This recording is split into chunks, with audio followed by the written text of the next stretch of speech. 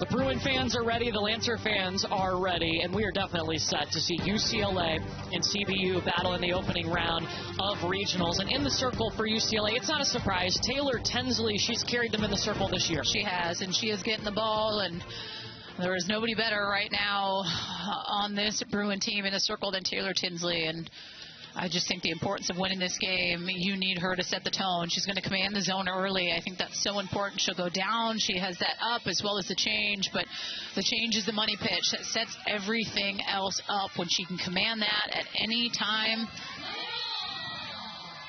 And you take a look at the Capital One starting lineups for the California Baptist Lancers, and Kinsey Ferrier-Pylon is the freshman of the year. She has just slid right into that shortstop spot, comes in on a 9-game hitting streak. Maliki Russell-Millen, the third baseman, will lead off. She'll get the first look at Tinsley.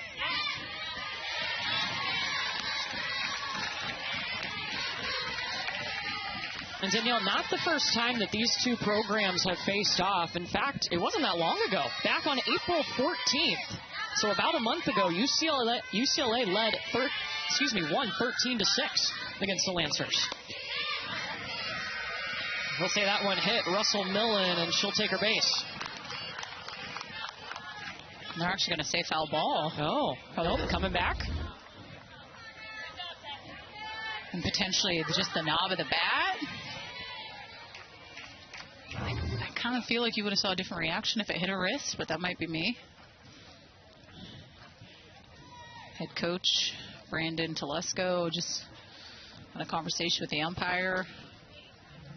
First season as head coach of this program, and man, he has just instilled a different mentality for the Lancers. This was their goal from the very beginning, was to make it to the NCAA tournament, and they did that for the very first time. And Telesco spent a couple of seasons as the associate head coach at Cal. And taking a look at this, they say that it hit the knob of the bat of Russell-Millen.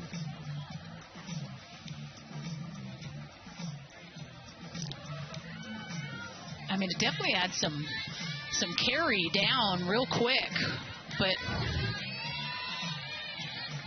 I would have been playing it off a little more. Yeah. Like, ouch, that really got me. Maliki steps back in, 0-2 to Tinsley.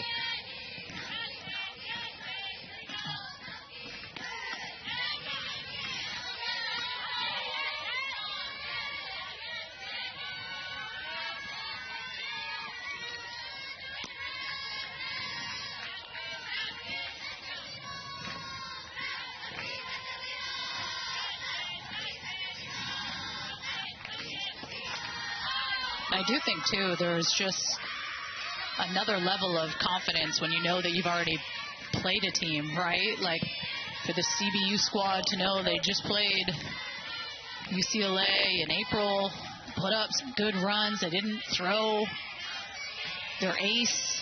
I think those are all big things to think about. This one hops over to Alina Garcia at short. It's been a total turnaround for CBU, and Brandon Telesco came in and he's like, I want to start with belief. We believe in the players that we brought in, and it was getting them to believe in themselves. And then they went on to win the conference regular season and tournament titles to make it here, and got their most wins since 2014. Yeah, and he just felt like at times there was just this lack of joy. Like, he needed to bring that piece with his coaching staff back. Almost kind of remembering, like, why you play the game. When you start out, what makes you kind of fall in love with that? Well, if you can bring that in on the daily and all be aligned in the vision of where you're trying to go, I mean, that's something to be said. Maddie Severns here, a left fielder. And so they come in, and you probably know that you're going to see Taylor Tinsley. That's kind of been the MO, is that Kelly Inouye Perez told us she has got to be ready at all times. Not a surprise that she gets the ball. She is the only returner from last year's staff. And talking to her yesterday, she's adopted that mentality. She's in it. Yeah, you have to know that this team's going to go as you go. There's just another layer to it with her. And I even asked her about it. She said, I was actually a little scared at first when the season started out, but you just learn to fall in love with that role. You really trust, your teammates. And I think when this team is able to put up the amount of runs that they do, you do have a different confidence as a pitcher. And lead the nation in home runs with 182.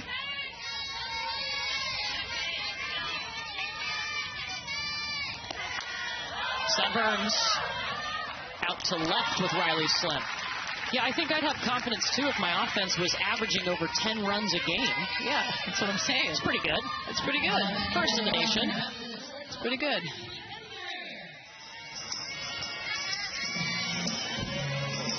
So here's Kinsey Ferrier-Pylon, the shortstop.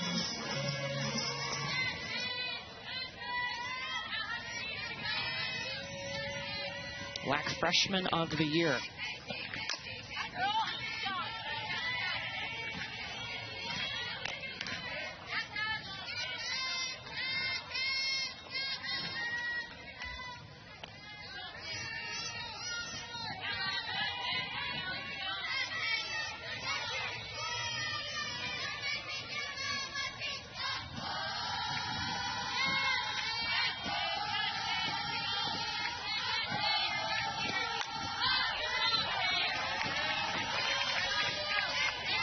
Kinsey's just come in and had no fear moving to shortstop. Really, she was a second baseman in travel ball, but this is where they needed her as one of their best players, as young, and she shouldered that load this year for the Lancers. Yeah, and you just try to adopt that same mentality you had over at second, but at short, and learn just kind of the little nuances and the differences. But off of Tinsley's glove, Garcia charging. 3 up, 3 down. Are you ready to see the Bruin Bombers? Because we sure are. Here come the bats for UCLA.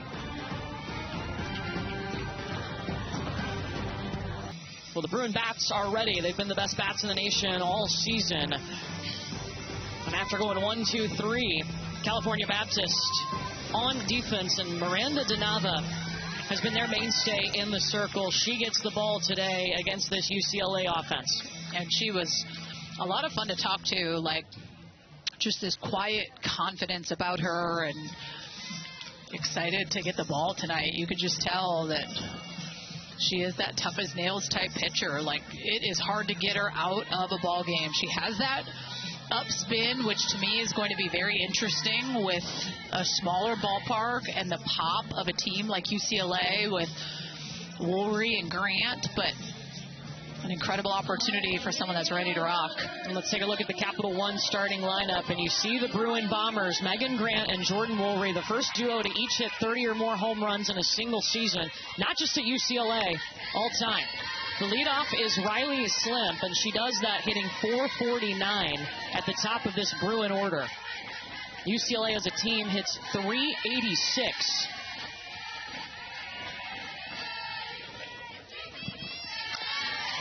Slim goes bunt, trying to beat it out, and stretching to make the play is Ashley Annette.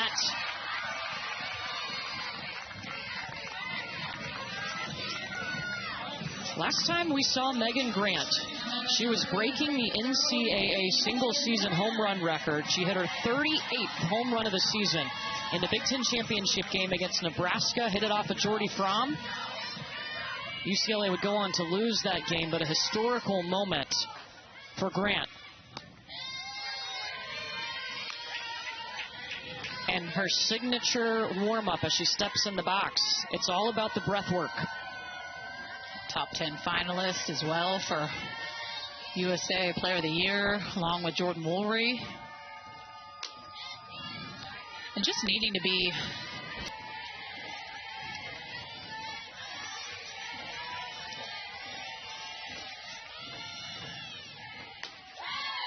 what makes her such a good hitter?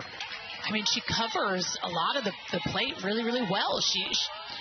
I mean, the hard part is, like, when you kind of want to throw her a waste pitch, like, I've seen her take a lot of balls out that really aren't even anywhere around the plate. So she just makes it taxing on you as a pitcher.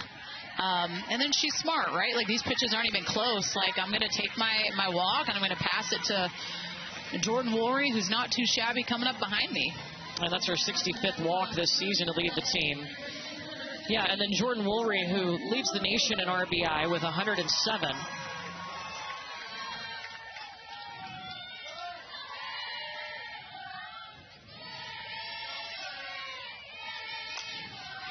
And Jordan Woolry 2 RBIs away from tying Jenny Dalton-Hill for the second most in a single season all time. And I feel like every time we talk to Jordan Woolry, a smile on her face, she keeps it light. And her and Megan Grant refuse to be broken up in the lineup. That went into the visitor bullpen.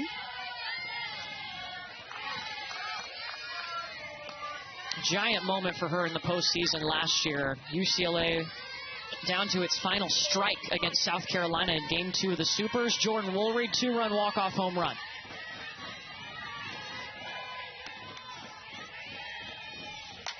Jordan Woolry started off with a bang!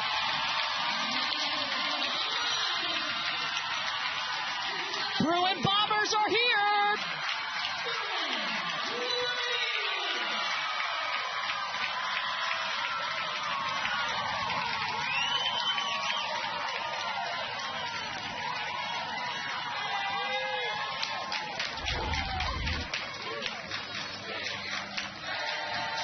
I mean, you got to tip your cap. This is 0-2. This is up. This is a pitcher's pitch that she takes out of here in a heartbeat. Listen, she's kind of one of those examples with Grant. Like, you can put the ball way up in the zone, and she will still find a way to beat you.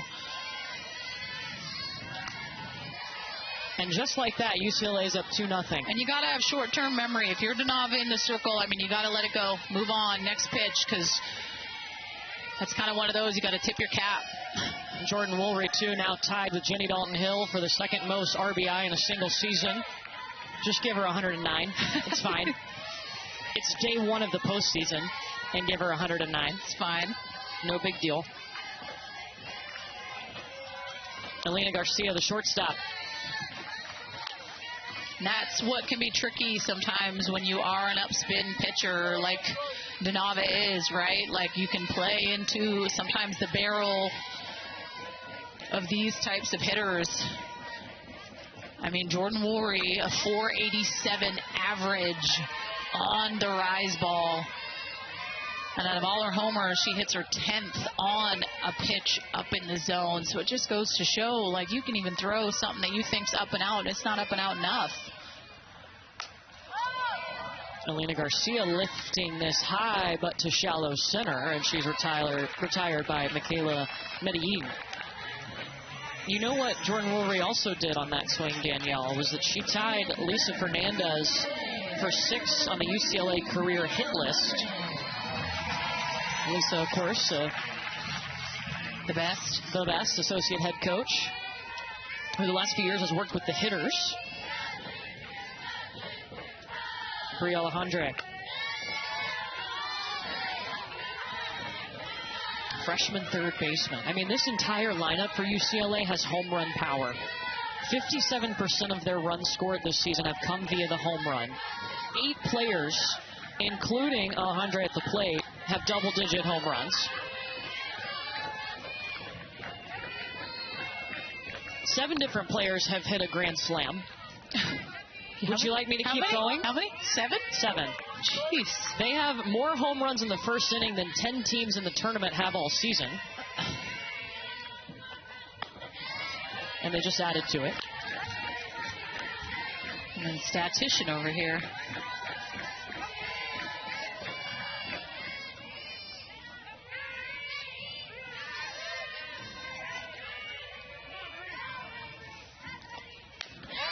It's a good pitch.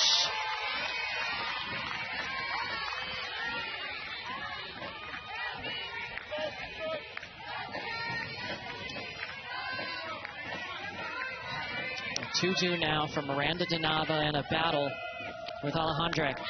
She won. It's a good pitch. And rebounds with a strikeout, but not before Jordan Woolry sends a ball out of the park.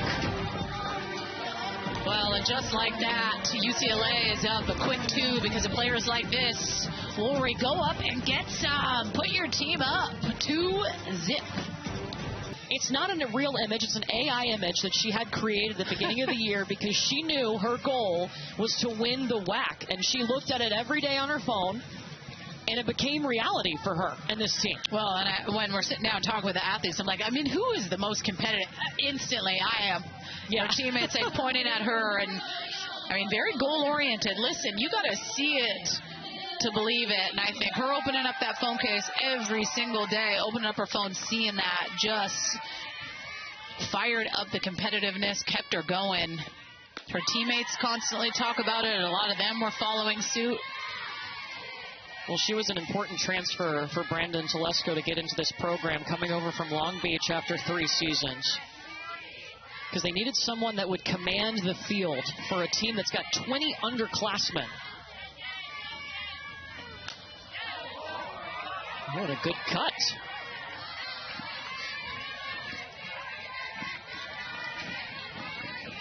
She's got 3 grand slams this season, FYI. Just, clutch moments, too.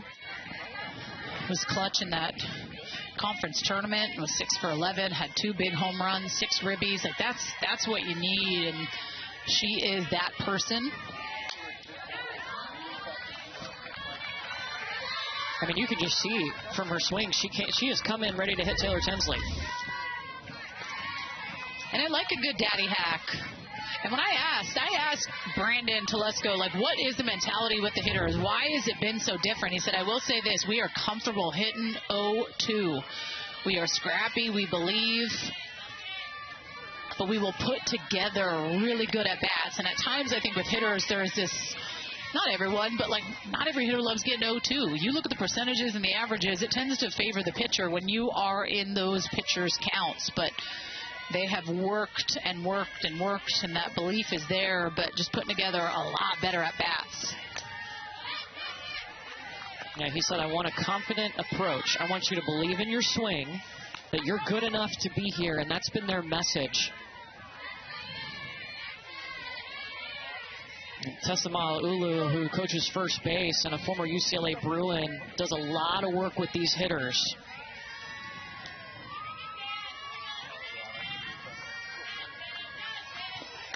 Medellin hops over to Bragg. She exhausts Woolry.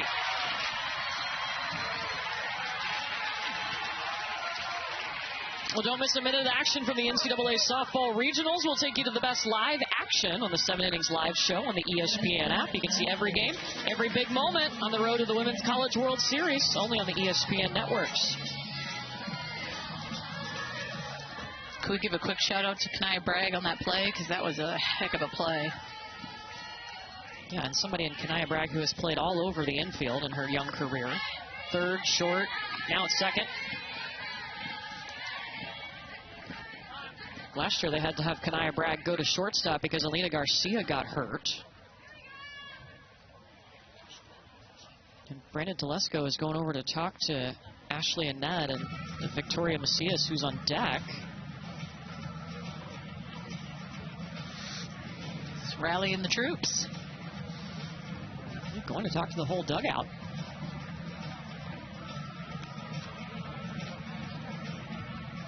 Well, and you see Tessa Mala'ulu, who finished up at Duke but did 4 years at UCLA. And one of the biggest things coming into this weekend is you can't worry about the 4 letters across the team's chest, right? Like in these types of settings, sometimes like you're coming into their house, it's UCLA, like all the things. And from someone that had played there, had a heck of a career, I think for her to be able to express that. Over there coaching first. 1-0 to Annette from Tinsley.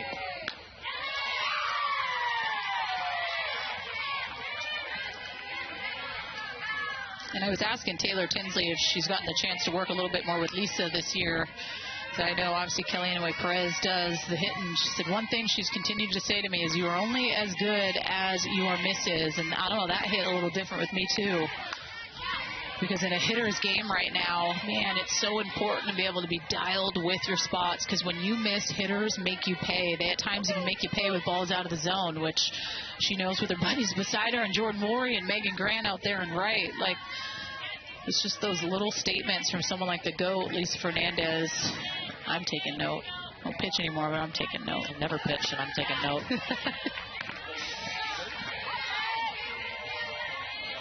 Yeah, it was a few years ago that Kelly Inouye Perez moved Lisa Fernandez over to work with the hitters more instead of the pitching, but she still does work with Taylor Tinsley on her pitching. 2-2 to Annette. And Ashley Annette, just the captain of this team. Huge leader for them. Heartbeat, they say. Every team kind of needs that.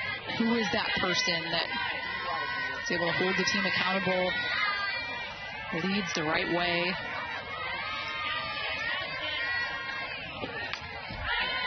And not just fouling off these pitches against Tinsley. Really good, scrappy at bat.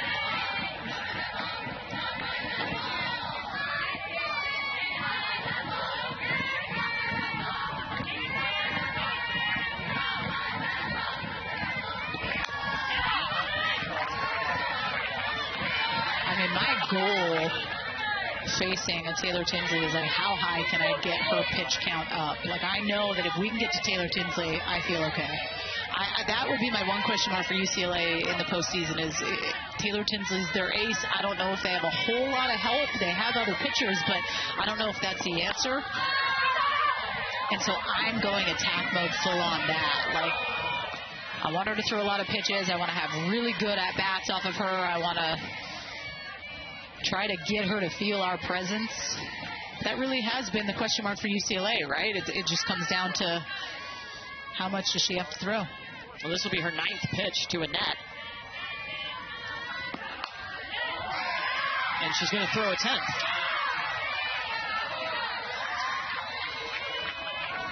I feel like all coming after that. Coach Telesco timeout, walks over to the dugout. And you see her come back and just battle and battle, work it to 10 pitches.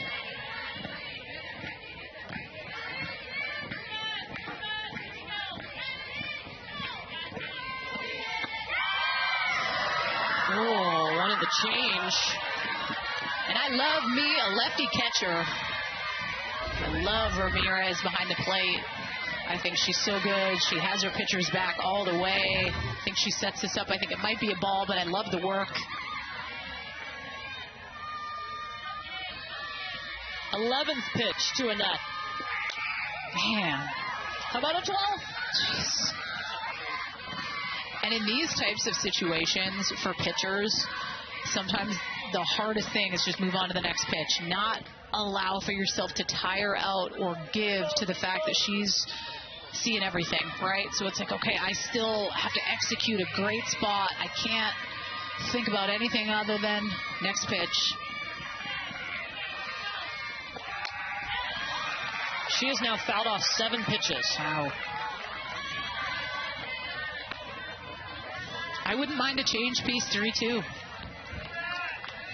Throwing that out there.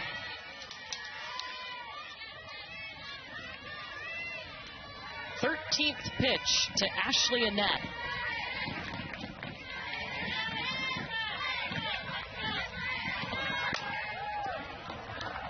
Garcia makes the play. And an epic battle ends in the UCLA defense's favor.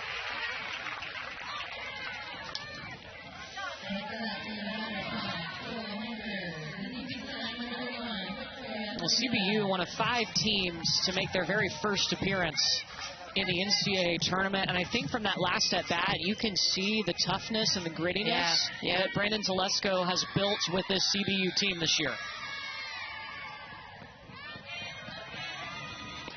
Very scrappy, and I think being able to work counts well in your favor, right? Like, I just think there is definitely this different confidence you have when you are behind an account and you can continue to work it. And that previous at-bat by Annette is a prime example of that. Here's Victoria Macias. How does that at bat by Annette impact the rest of these hitters? Well, you already have 35 pitches thrown by Taylor Tinsley, so I like that. But I just love that confidence that it passes to the rest of my team. I'm like, man, I just saw a whole heck of a lot of pitches. You can go do that too. And that momentum and just continuing to try to wear a pitcher down. And that's sometimes where mentally it can be tough. I mean, she's thrown a lot of pitches this inning already, 22. Like, that's a lot. That's making a pitcher really, really work. 1-2 to Macias. Macias feeling good about it. Is it deep enough? Yes! 7th home run of the year for Victoria Macias. All of them have come since April 3rd.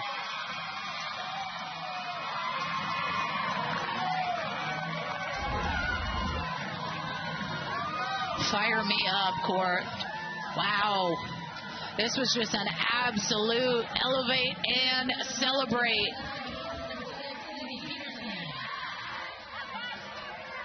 Just the momentum around the bases to just helmet off, firing up her teammates. And she's the one that had a walk-off home run to win the WAC regular season title against Charlton State. Came in as one of their hottest hitters and then goes yard.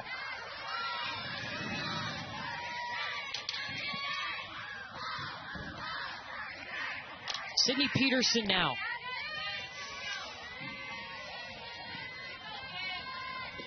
And at times this is all a product of like seeing a lot of pitches. And I mean, I go to coach calling timeout, make his way all the way over to the dugout. I haven't seen a coach ever leave from third to make his way all the way to the dugout, but rallies the troops, has a tough conversation, and then you see Ashley Annette work that type of an at-bat. And then that passes the confidence to a hitter like Macias, like, hey, dude, if you can do it, I can do it. Like, let's go. And that energy is contagious.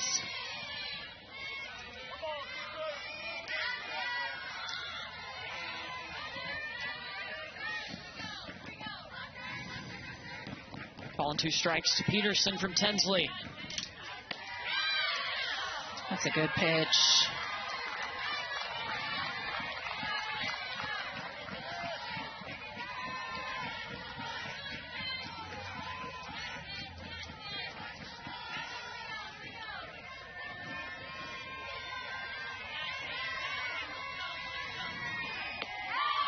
And Taylor Tinsley comes back and gets the K, but Victoria Macias cuts the lead in half with a solo shot. Well, just talk about complete energy. Annette with the lengthy AB passes it to her teammate Macias, who steps up and does this straight to dead-away center. We got a one-run ball game here, folks. UCLA leads the nation, of course, in home runs. Jordan Woolry with a 2-run shot to take the lead, and then Victoria Macias a solo bomb to cut the lead in half. And now Kanaya Bragg, the second baseman, is going to lead off for UCLA.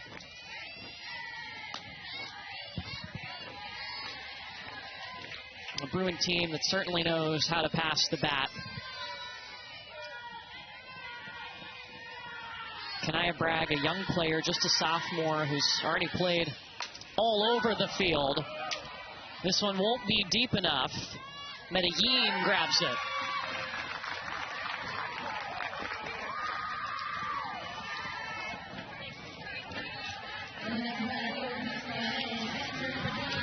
And I think for Denave in the circle, it's really about being able to kind of take that energy from your team's offensive production last inning and kind of carry that out into the circle. Like, that is the stuff that fires me up, is those types of at-bats, making a pitcher like Taylor Tinsley work. I always try to find, I mean, every type of competitive edge that I can get to give me the advantage.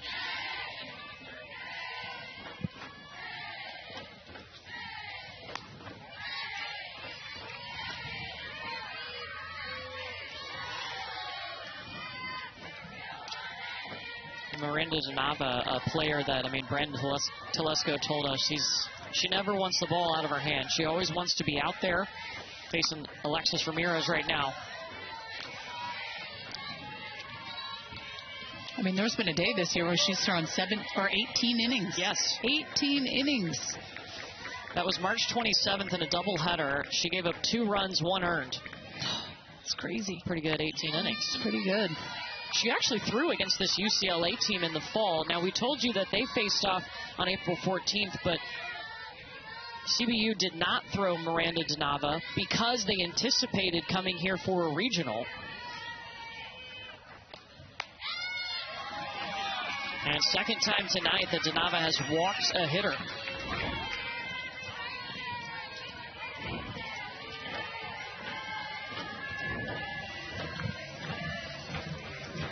So in comes the DP, Sujin Berry, transfer from Iowa,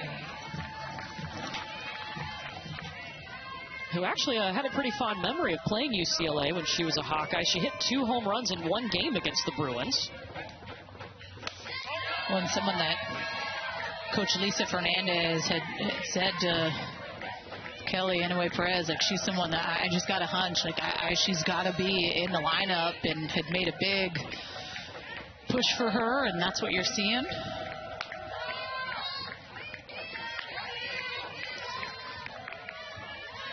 She had a hit in 2 of the 3 games at the Big Ten tournament.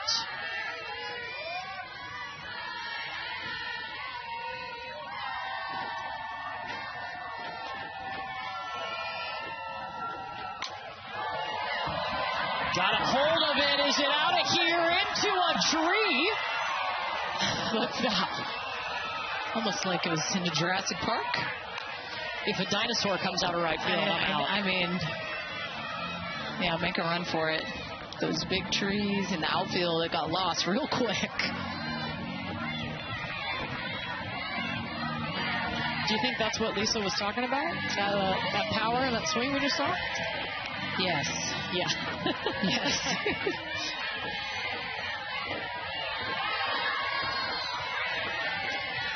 I'm almost thinking sometimes we need to make foul poles as big as light poles these days.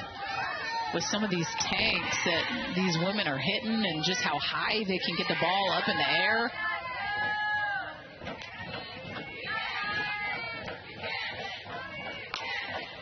Berry this time rolling on the grass, past the second baseman. Throw to second.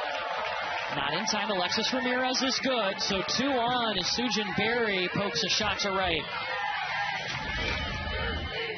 When you see Alexis Ramirez with a little smirk, it's because Lisa Fernandez was holding her up all the way. Almost got caught up there. But Berry finds a way to get on base and continue to keep passing the bat. And whoopsie daisies.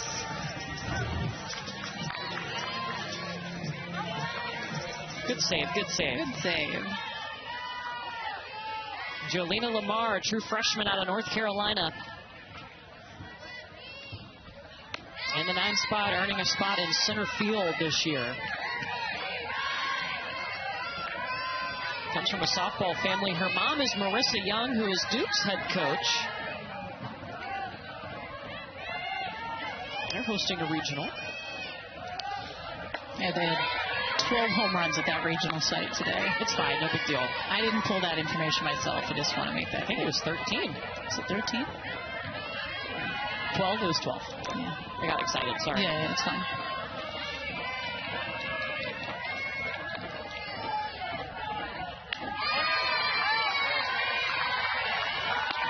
It's a great pitch by Nanava. Solid corner in.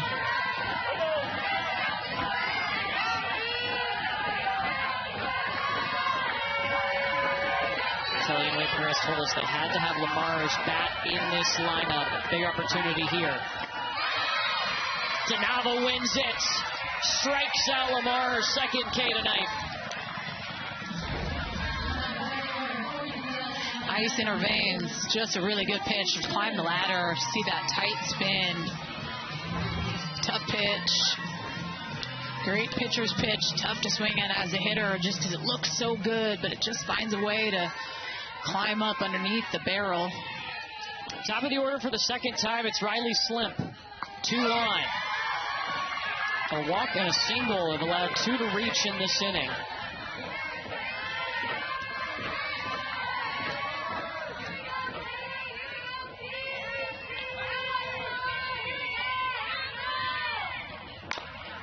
Slip towards Peterson. And the Bruins leave 2 stranded, but still lead 2-1. Over to the 3rd inning we go. CBU grabbing the bats.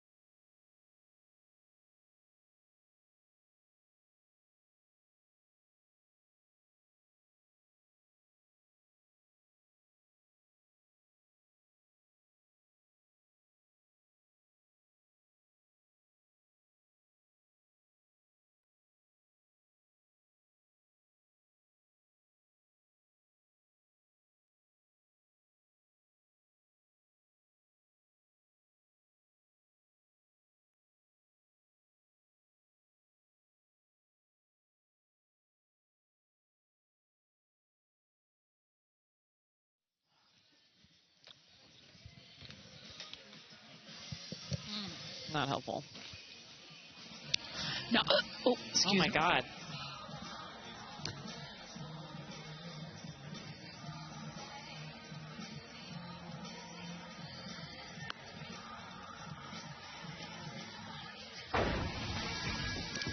No other way we could have started this regional for UCLA than Jordan Woolry stepping up and hitting a 2-run home run, but the response from CBU. Victoria Macias in the second took one out of Easton Stadium, and that leads us to a 2-1 game in favor of the Bruins right now. Winner moves on in the winner's portion of the bracket to face South Carolina, who, speaking of home runs, got a go-ahead home run in the 6th inning from Q Lelio, and that's how they were able to take down Fullerton. Loser of this game will play an elimination game against Cal State Fullerton tomorrow. Now Stevie Robeson leading off for the Lancers. Right now, the Lilia home run still gets me. Yeah, her first of the season. I know, in front of her family, and just her like, I usually hit 1 home run a season. Was just waiting for it. Yeah. Today was the day.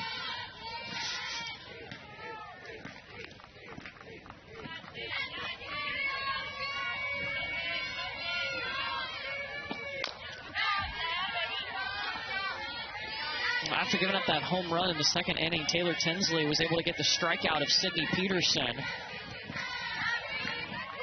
She had an epic battle against Ashley Annette. 13-pitch at bat. And that grounded out to short.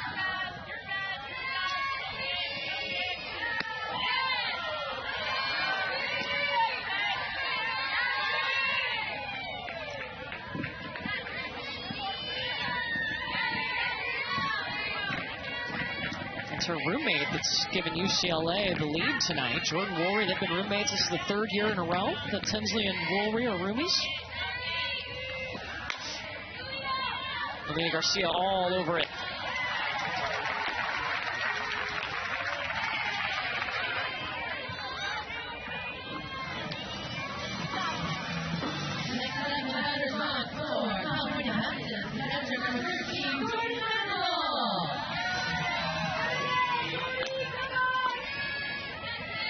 Jordan Madrigal, the catcher, now up in the 9th spot.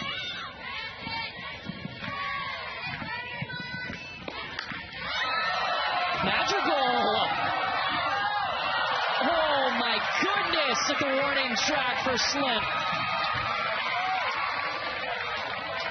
It was hard to tell if it was going to get out of here because of the scoreboard. Agreed. The lighting over there. I thought for sure off the bat that this was out of here and just warning track.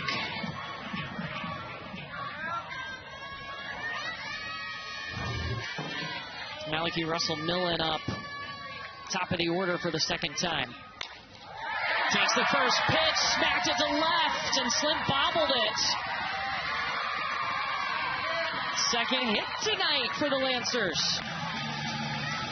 She's now on a 4-game hit streak. Well, and this wasn't a change, but it definitely had some speed off it at 64 miles an hour. And Russell-Millen was just absolutely on time for this all day. Man, they're putting together some good at-bats, Courtney. I'm feeling it up here in the booth. You know Tinsley is feeling it for sure, that there is no fear when they step in that batter's box. Maddie Severns now.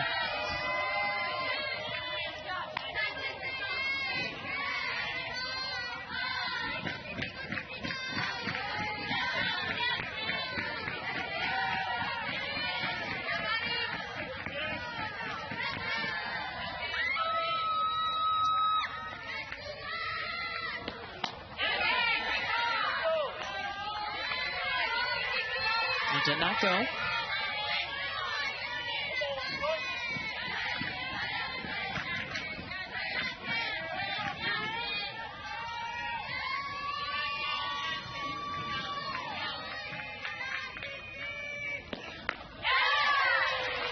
Strike two.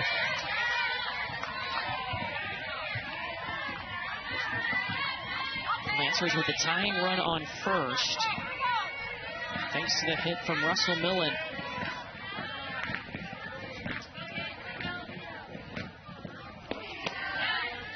I just think for Taylor Tinsley in the circle, she's just doing such a good job of the attention to detail on her routine. She's getting the ball back. She's doing the same thing. She's taking her time. She's taking her breath. Unfazed.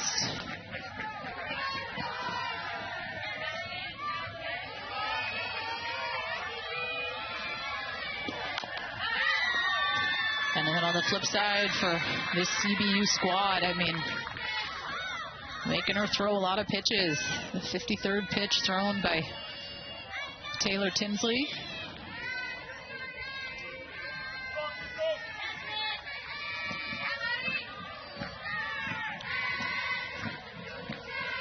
Two coming to Severns.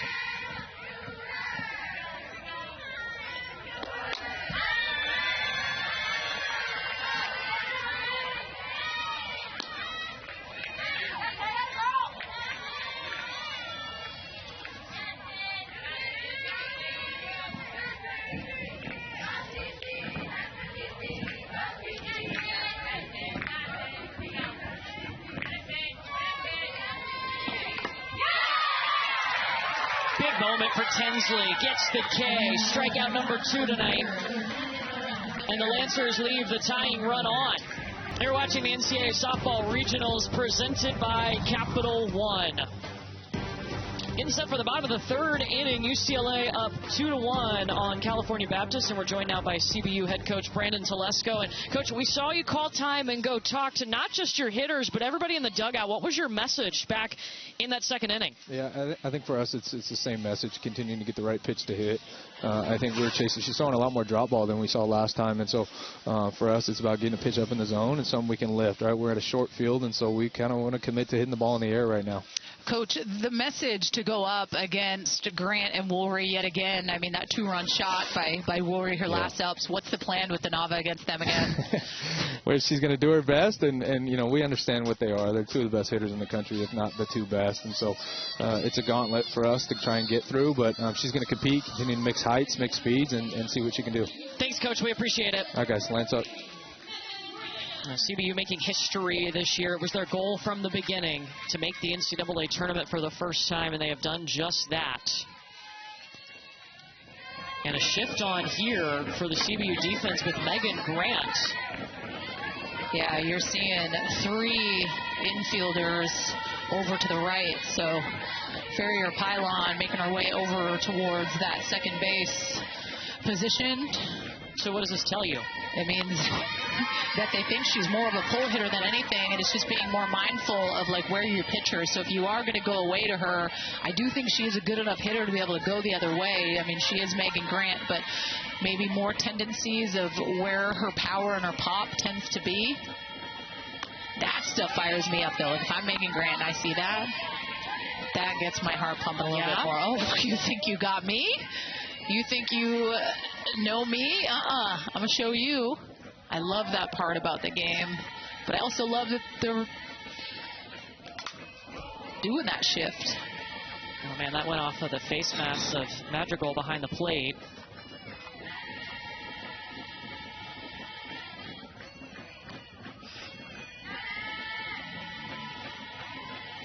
She's all smiles. Yeah, you see Russell Millen, the third baseman, and the net checking on her. It's 2-2 to Megan Grant, who walked her first time up against Miranda DeNava.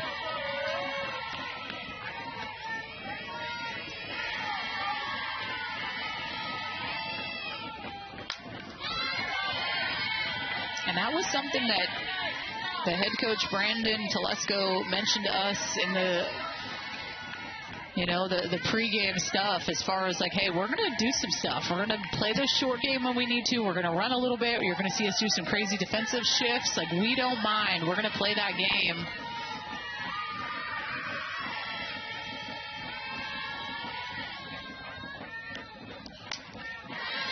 Oof.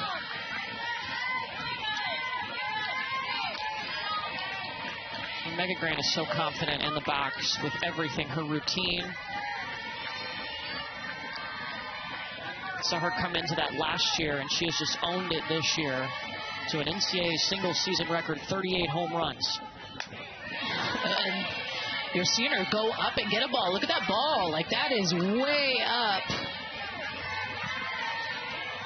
Man, if I could get like a low, crisp corner away, if I'm DeNava, just kind of, we've seen back-to-back pitches that are more up in the zone. I wouldn't mind something low.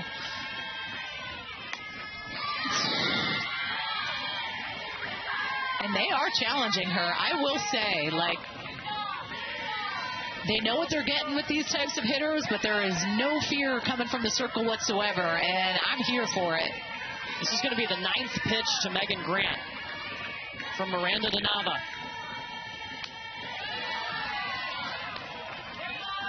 That's a good eye, and that's a good pitch, with just how many pitches she's been fouling off. Oof, big pitch coming. Number 10.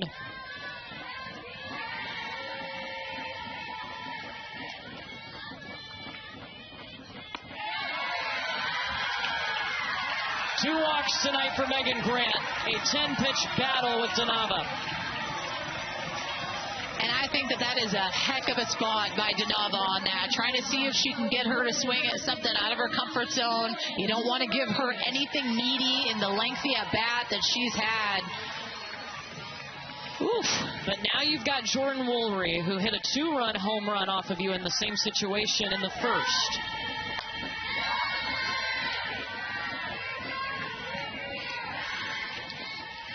Her 34th home run of the year. Well, I love me a daddy hack. Go up and get it.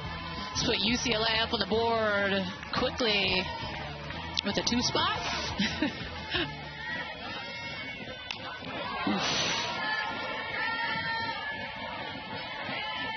Just the pure strength of someone like Jordan Woolery, too, like off the bat.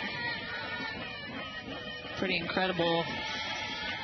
Big Ten Player of the Year, top 10 finalist for the USA Softball Player of the Year in back-to-back seasons. Megan Grant also on that list this year. Just the 5th player all-time with 100 RBI in a season.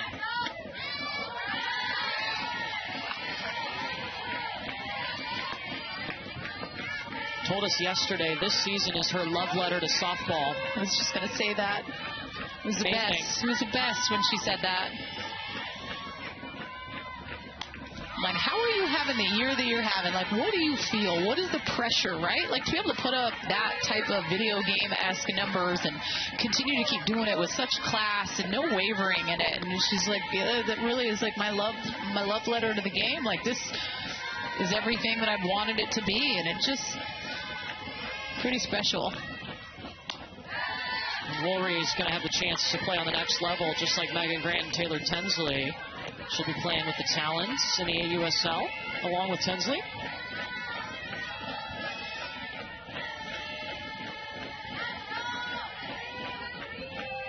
Two from Donava.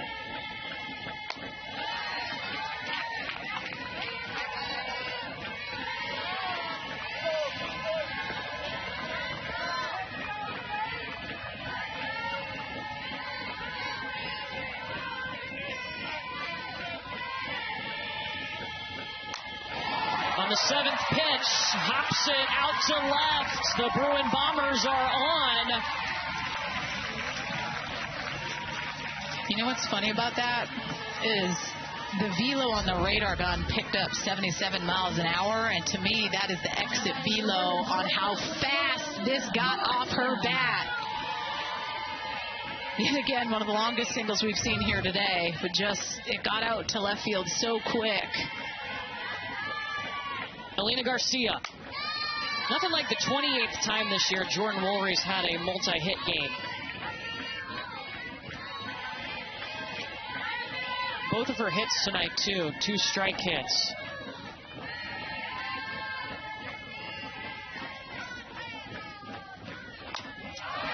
Alina Garcia. 3-run shot.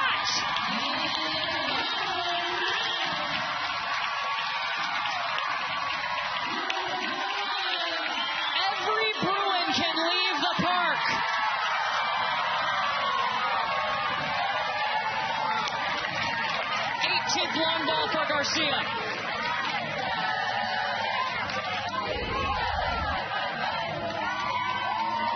Well, like you said, 18, but why this is so clutch is because you saw Megan Grant get on with the walk, and then you saw the solo single by Woolry, and just this couldn't be more clutch by Alina Garcia.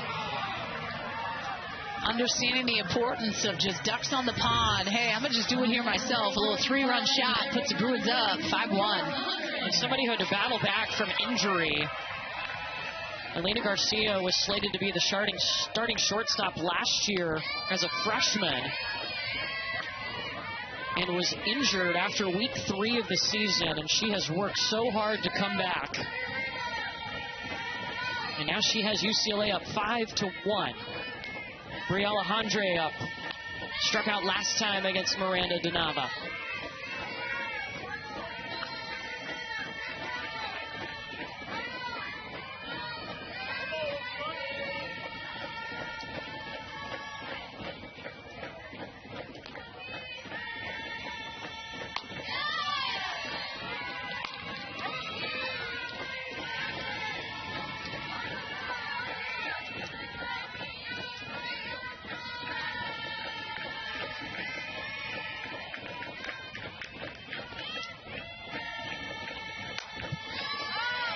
Andre lifts it foul.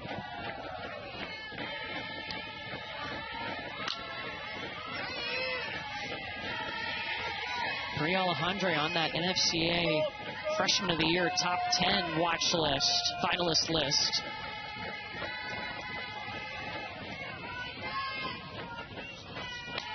Well, all this just with none outs. Leadoff walk, the single by Woolry, and real quick, we're just up 5-1 for UCLA on that big 3-run shot. Now the 2, 3, and 4 hitters for the Bruins tonight, 3 for 6 with 2 home runs, a couple of walks, 5 runs scored.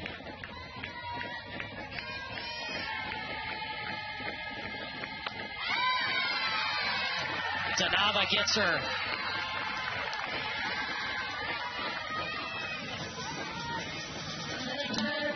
We welcome you to Westwood. Those of you who just watched Virginia take down Indiana If you like the long ball, welcome to the party. This is the place to be. Courtney Lyle and Danielle Laurie with you. UCLA, first in the nation in home runs. They've set a new single-season record, and they have hit 2 already tonight.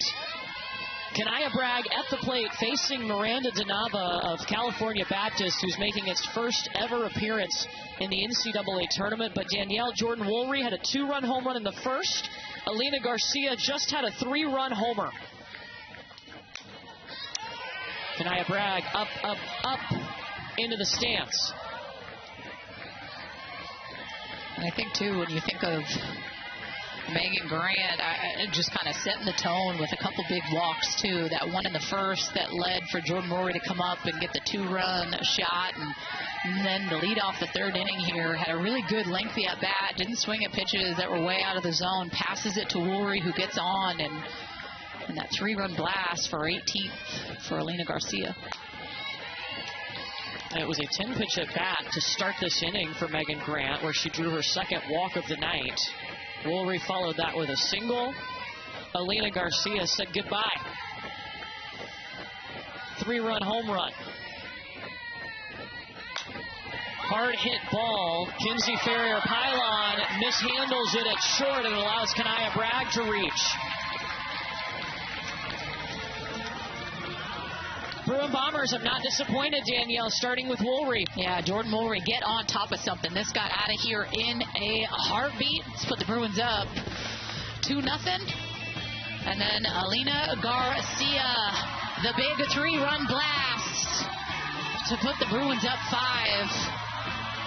And why I think this is important, Courtney, is because you're seeing Taylor Tinsley throw a lot of pitches, and they are making her work. And I think these are the little things that not only give your pitcher a little bit more rest in the dugout, but just give you this different confidence. Alexis Ramirez charging in is Michaela Medellin. Yeah, we know what UCLA's offense can do. The question has been pitching. They do not have the depth or the staff that they've had in years past. It has been all relied on Taylor Tinsley, and she gets the ball tonight. But as you said, CBU has made her work. So the more runs they can get on the board, you think she'd feel a little more comfortable. Yeah, I mean, when my team averages 10-plus runs a game, I like Feels that. Great. I like that. Feels great. Sujin Berry up had a single hard hit ball to right in the second inning.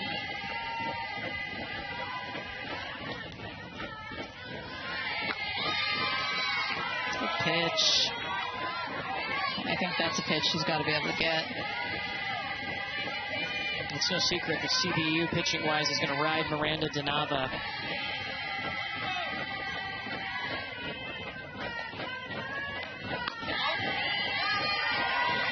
She is the WAC pitcher of the year.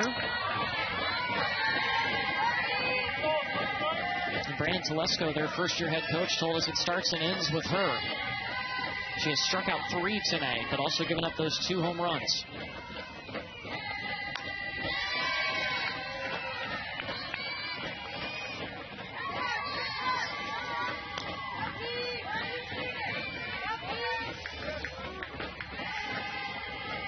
That rise ball for Denava is that bread and butter pitch. I mean, she's throwing that 43% of the time, climbing that ladder. Sujin Berry, a Berry bomb! Keep the homers coming, Bruins!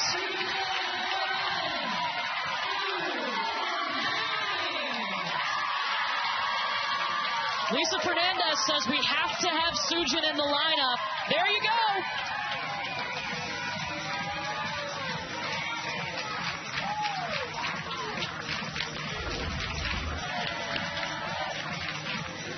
Sujin on time for this one.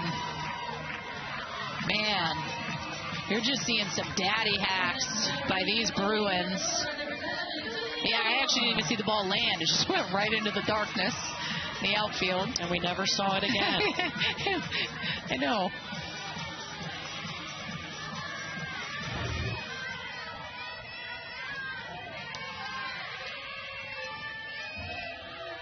Three home runs tonight for UCLA, the number 9 hitter, Jolena Lamar. And I keep looking down at the bullpen to see if I see anything going on for the Lancers out there. I have not seen anybody warming up, but it's a pretty good percentage. 57% of the runs coming via the long ball for this UCLA squad. Zanavo gets a big cut from Lamar on that. Yeah, a Bruin team that averages almost 11 runs per game. They have more home runs than the 3 other teams at this regional combined on the season. And counting. It's been the race between them and Oklahoma. I don't think they've seen it as a race, but we love a good storyline all season about who's going to hit the single season record first. Oklahoma hit 4 home runs earlier today. Yeah, blame us for talking about it. Love a good story. Love some drama. Love a long ball. And Zanava gets the strikeout. But you're going to have a home base for these athletes and for the fan base. The first pitch going back to Garcia at short, and that takes care of Kinsey Farrier Pylon. Yeah, the Golden Ticket program, in case you're not familiar, they gave out golden tickets, which guarantees that you will be drafted in the AUSL. And it was so fun to see which players were going to be surprised after games this season. Was it 17? 17 golden tickets given out, 3 to the UCLA Bruins. Taylor Tinsley getting one of those.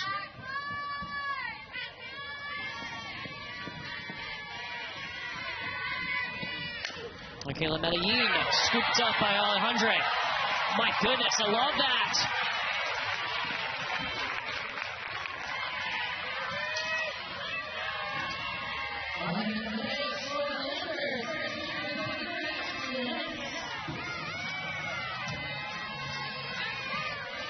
Bit of swaggy over there. Alejandre, quick scoop across the diamond.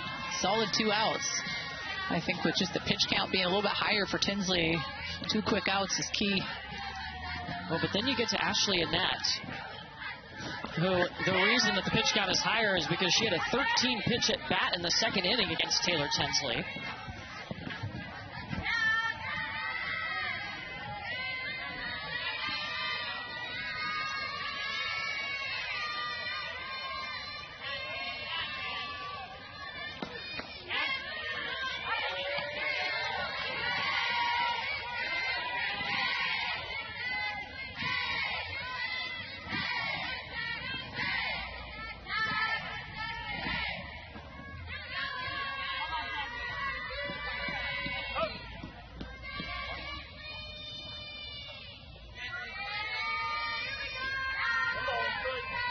Quick call of time there behind the dish. 1-1 to Annette for Tinsley. Well, talking with Taylor Tinsley before this regional kicked off, she works with Mondo, mental performance coach, and Sass, who is continuing to help her. So one thing he did say to me prior to this regional kicking off is that the pressure's on me, but greatness is in me. I have to remember that piece, knowing sometimes she kind of is that one. Like, I know there's other pitchers on staff, but this team is going to go as Taylor Tinsley chooses to go. And I think sometimes that type of a pressure can be a good and a bad thing, but that greatness piece of realizing, like, who the heck you are. Like, hey, this squad can put runs on the board for me. I know that. You're seeing that, but I have to continue to have that belief in myself. Off of Tinsley's glove, deflected towards Alina Garcia. And Jordan Woolry making the play at first. A quick inning for the Bruins, and we'll talk to the head Bruin, Kelly Inouye Perez, when we come back to Westwood. Her Bruins up 7-1 here in the opening game of the regional.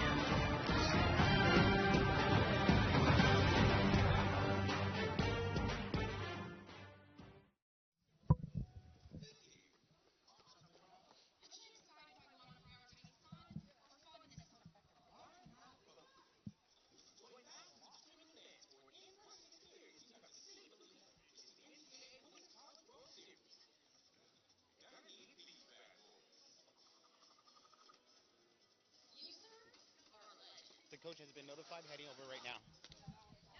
Hey, how you doing? Good, how are you? Fantastic. Is it okay if I put this? Oh, not that one. This one in your pocket. I Yeah, Dad. Sure. Great hitters don't always have to hit strikes. Thanks, Dad. Thank you. The best.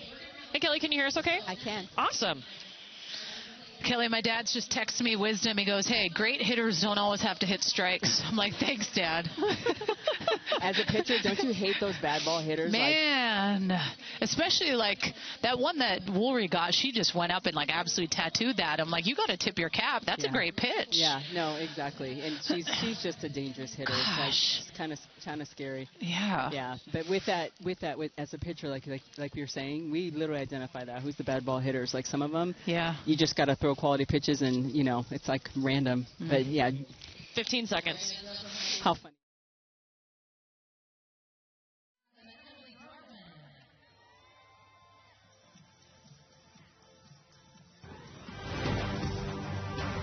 They're watching the NCAA softball regionals presented by Capital One.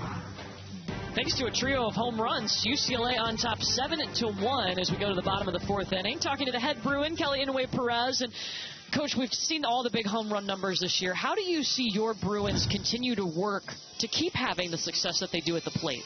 I think, Coach Lisa is really in charge of the offense, but, we really talked about it's the same game, and, there's a lot of new Bruins, a lot of young Bruins, but that's the goal, is to be able to treat it exactly the same. We had things like, we respect the opponent, but we fear nothing. We got to really kind of take pride in the preparation that we've had. So that's, we're doing our best to be able to kind of make sure that they just continue to play UCLA softball. Coach, what are the conversations like with you and Taylor Tinsley, just trying to keep her in that best mindset that she could possibly be in? I think, the biggest thing is I just want her to have a consistent routine, and it's about, she's a rhythm pitcher. When she starts to power too much, as all pitchers do, then, you tend to, her timing tends to be off. So, she's really just working on consistency. She's a fierce competitor. But we're checking in every inning just to be able to do, if there's anything also game calling wise that we want to make adjustments on. But she's right where she needs to be. I love it. Thanks, Coach. We Thank appreciate you. it. Thank you. Well, that was something that I had mentioned an inning and a bit ago, is just about the rhythm and the routine and how important that piece has been for her. But seems pretty simple when 185 dingers. I mean, the RBIs, like, these numbers are nuts. Just making that clear. Yeah, they are nuts. Top of the order for the third time tonight. A new pitcher in the circle is Emily Darwin. Darwin will take over from Miranda Donava, and Emily Darwin has been that number 2 this year for CBU.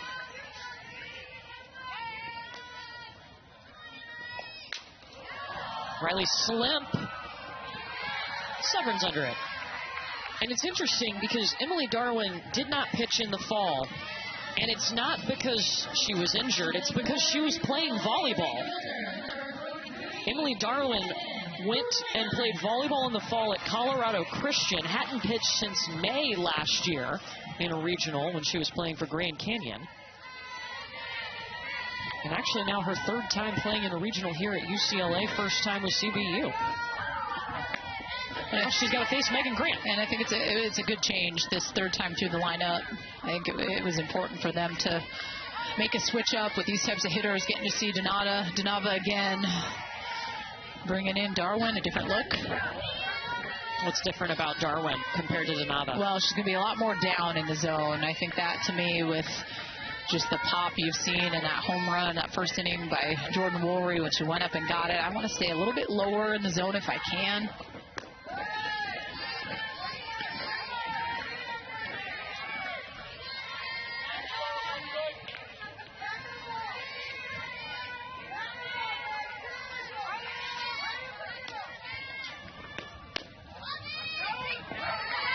Third time tonight, Megan Grant is going to walk.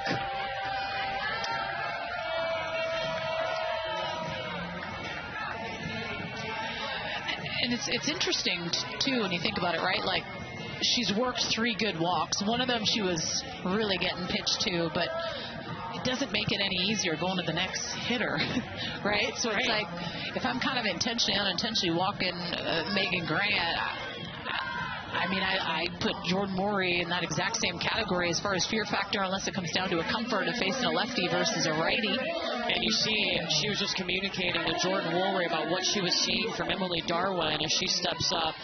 It's going to be Riley Pinedo that's going to run in Megan Grant's spot at first base for Woolry. For Grant with Rory up at the plate.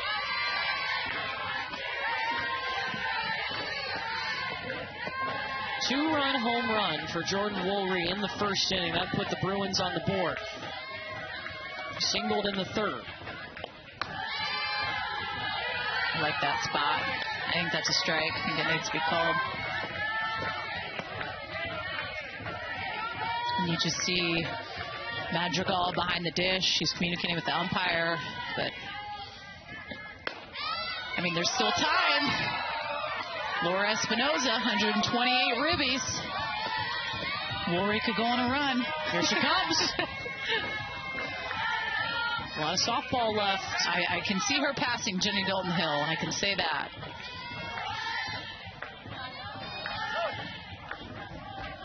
Time called.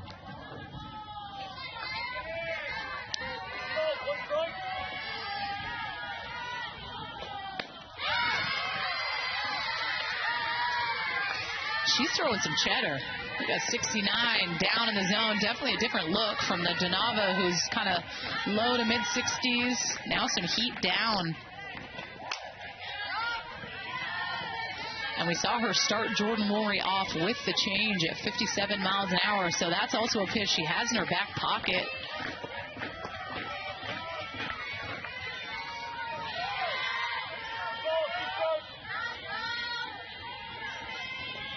Two to Woolry.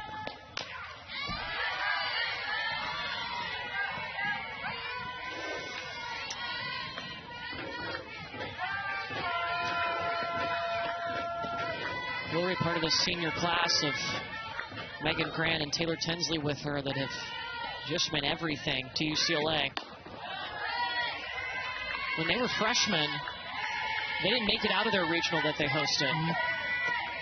It's been something that they've thought about, used as motivation the rest of their time as a Bruin. Full count. Hey, I don't know if she's willing to do it, but man, I wouldn't mind a little change piece here. 3-2. Started her out. She's had a pretty lengthy at bat. She's fouled off the heat.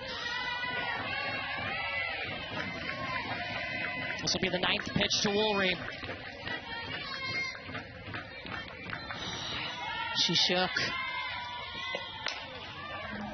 Hit it hard to Farrier Pylon.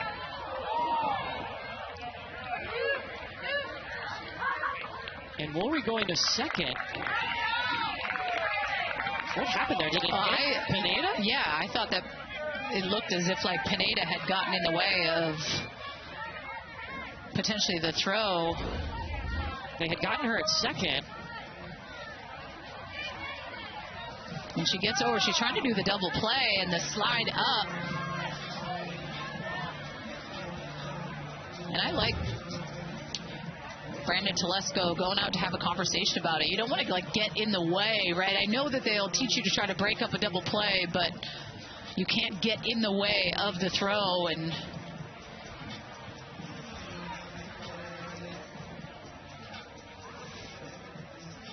from sitting here, it looked like, from sitting up here, excuse me, it looked like she had gotten in the way of that throw. Like if she were to be able to throw a dart from second to first, would she have been able to get Jordan Woolry? Yeah. I think she might have. And I think it hit off her helmet.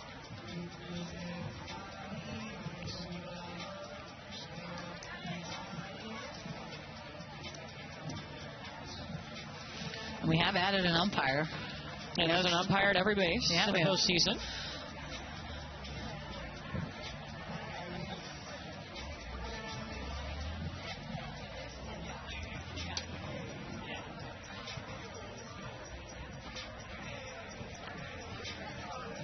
They're talking about CBU trying to turn the double play, and Riley Pinedo, who's running to second, they got her at second, and then as she was coming in to slide and pop back up, I think the ball hit her in the head on the throw, like trying to throw it to first. Well, and I just think the pop-up slide is kind of what's unnecessary. Just stay down. When she pops up, she gets in the way of the throw, and then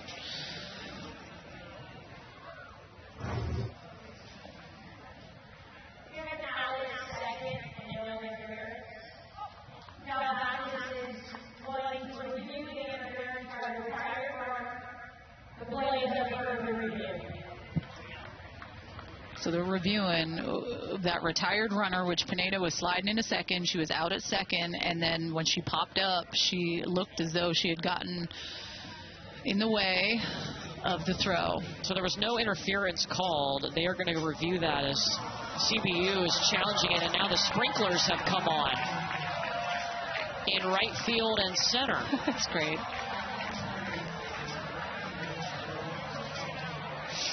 Well, good thing they did go to replay review. Someone would have been a little damp for the rest of the game. This is great. There they go. Alrighty. Back to it.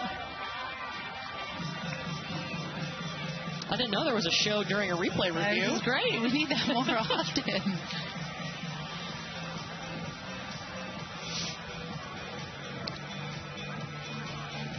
These replays are going to Pittsburgh.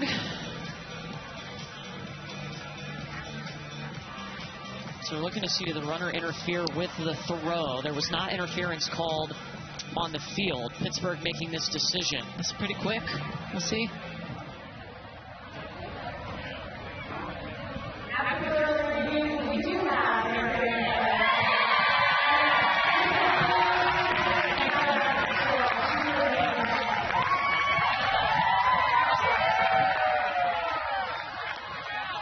So that retires Woolry, yes? Yes. So they're out of the inning. I'm not sure if you at home were able to hear the umpire, but they did have interference on it. They went back and reviewed it and said that Riley Pinedo sliding into second did interfere with the throw over to first, so which gets us out of this. Which ultimately would have been that double play, so it got him out of it. Yeah.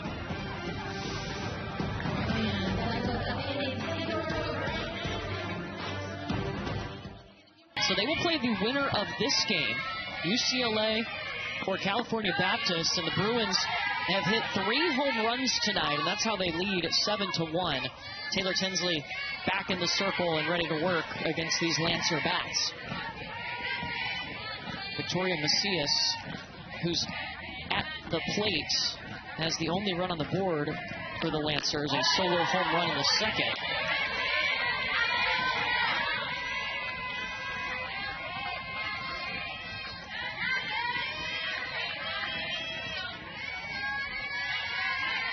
It was a quick inning last time out for Taylor Tinsley in the 4th.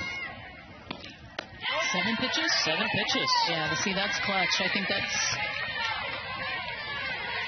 what she needs. And you even heard Coach Brandon Telesco talk about when he was meeting with the group earlier, like she's throwing a lot more down than they had seen, which I think was important to kind of switch up the game plan from the last time that these two teams faced off in April, and we're seeing her pull the string a little bit more later on in the game, and that's kind of the one separator to me of Taylor Tinsley is that changeup. I think it's electric. I think it separates her from a lot of other pitchers when she can throw that pitch on command. It's so darn good.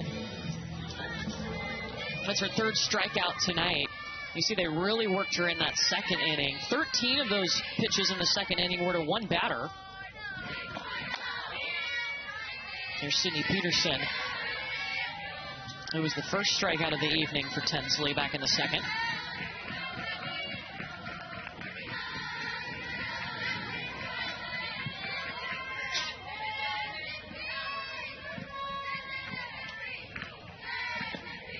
And there it is. And what makes it so deceptive is just her body's coming at you hot, right? So as a hitter, it's like you cannot tell what's coming. And obviously, I'll point out the obvious. That's what makes a changeup great, is you can't tell. But she's fooling me a little bit up here.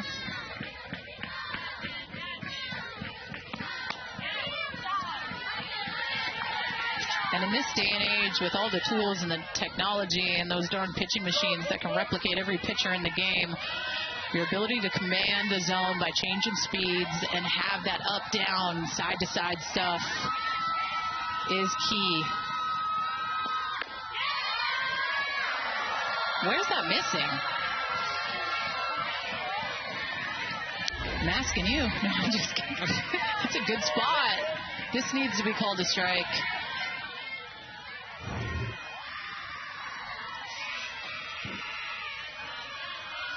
Three balls and a strike to Peterson. And for the first time, Tinsley will walk a batter tonight.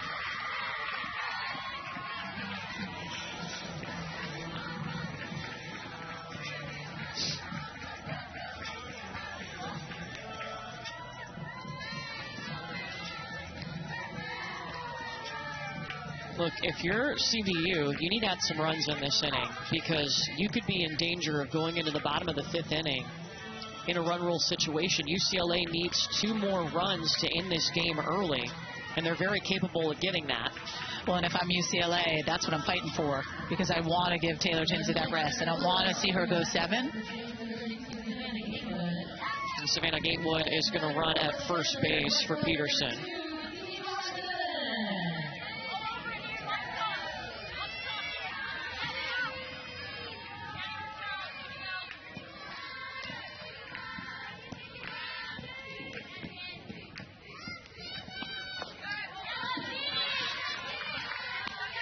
CV Robeson up at the plate.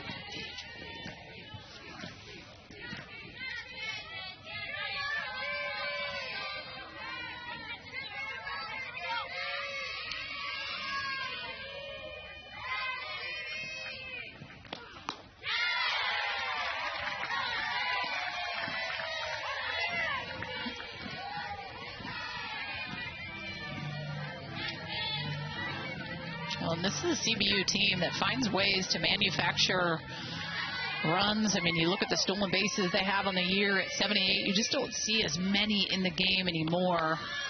She goes bunt. Woolry crashing in on it and throws to second where there's nobody there.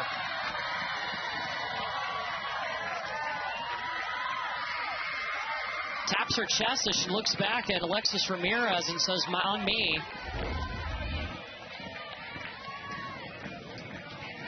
Well, when she lays down this bunt, why this is so clutch is because you're having Alejandre kind of crash, so she comes in, which forces Garcia over to third base, which leaves second base open because Kanaya Bragg's heading over to first. Would it have been nice to hold it if you're Jordan Woolry? Yes, but the natural instinct is when someone drops that bunt, you hear 2, you're going.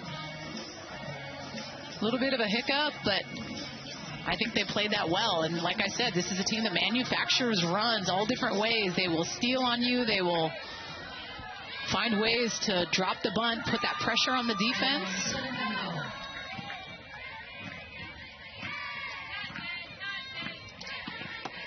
Jordan Madrigal.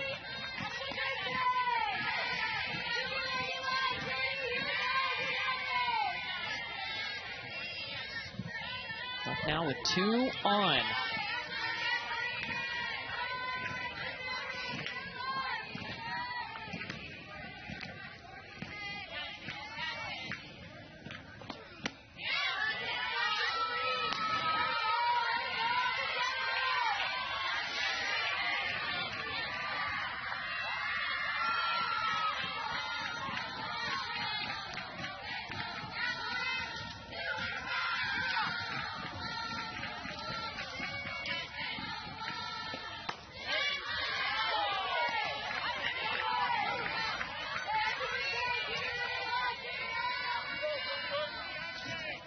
Madrigal winning the battle for the catching position. It was between her and fellow freshman Brooklyn Bassett.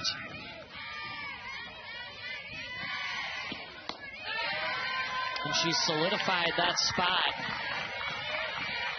And now trying to help out in a big situation where the Lancers need to put runs on the board.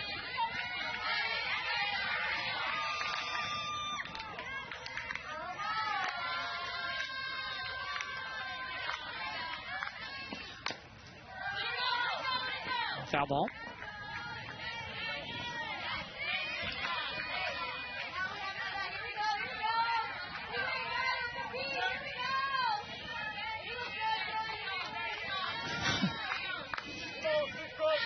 Love the energy. You're constantly hearing CBU, just catching them in the mics, just constantly cheering, a lot of chatter. And second walk of this inning by Taylor Tinsley. That loads the bases for the top of the order.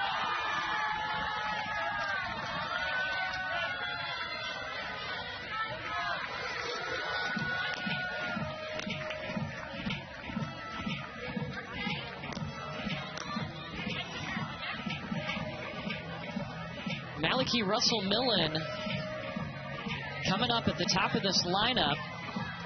We'll have a pinch runner over at first for CBU. That's Jasmine Goins.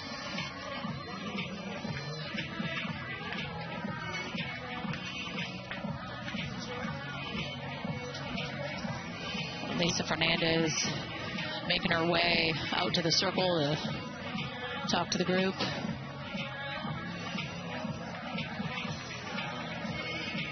So Brandon Telesco will huddle his team up too. You've got a hitter in Maliki Russell-Millen, who, by the way, her last home run was against UCLA. Oh, look at you. Keep me on my toes. Love it. In that April 14th meeting on this field, UCLA beat CBU 13-6.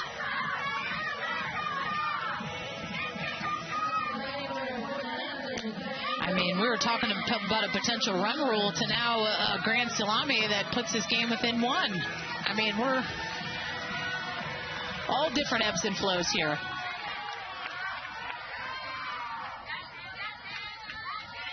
Russell-Millen up.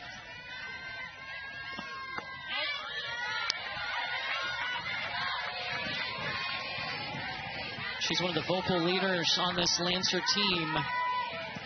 Reinvented her swing over the summer. It was all on her. Went away and worked on it, and then fine-tuned it when she came back. And Brandon Telesco's message to her at the plate this season, just let it eat. I think that's a baseball player thing. My brother used to say that too, like let it eat.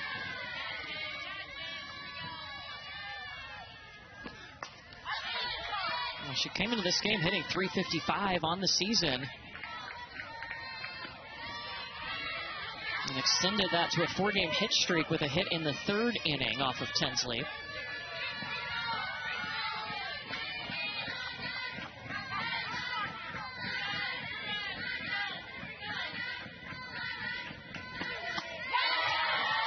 I want to ask if she landed. They say no.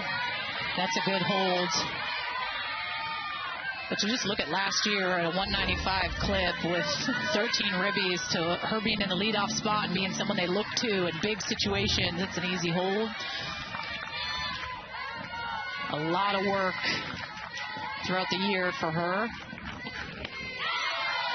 She had 1 home run before this season.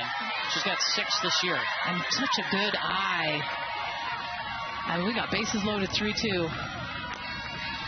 Whew.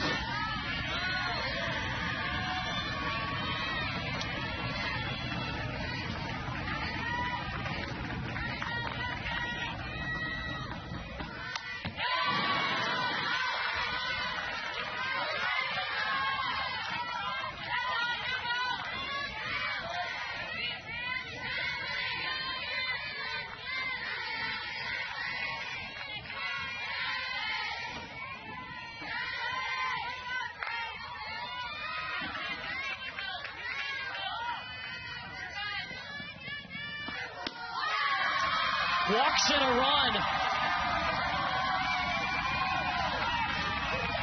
3 walks in this inning issued by Taylor Tinsley. And man, she wanted this, but I just think it was a little bit low. I think you got to chalk this up as such a good at-bat by Mal. Wow. And you can't take away from just the fight of this Lancer squad. Courtney's putting up really good at-bats. They're taking their walks. I know that's something that Coach Telesco talked about, that inner belief, but pitch selection and being able to step in the box and absolutely battle. But they're not swinging at pitches that are out of their comfort zone. They're really making her work. I mean, I think we saw a shift in the 2nd inning when Brandon Telesco called time. Poke through, another CBU runner comes home.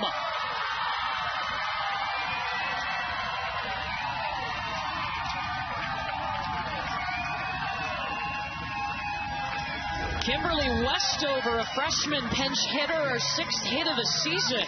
Well, Westover was ready for it. It was a hot shot. just gets underneath the glove of Alejandre.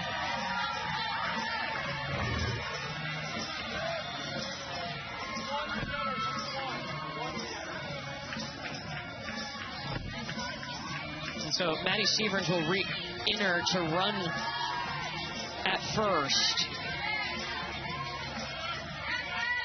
And Kinsey Ferrier-Pylon with another opportunity. Bases still juiced.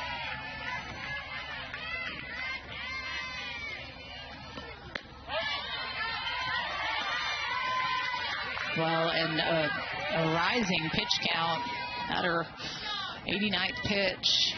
And I only make note of that simply because, I mean, this team is going to rely a lot on Taylor Tinsley.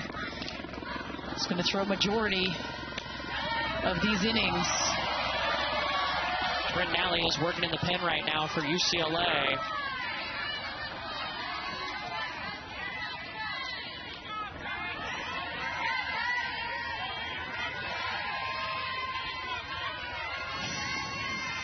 And Tinsley calls time.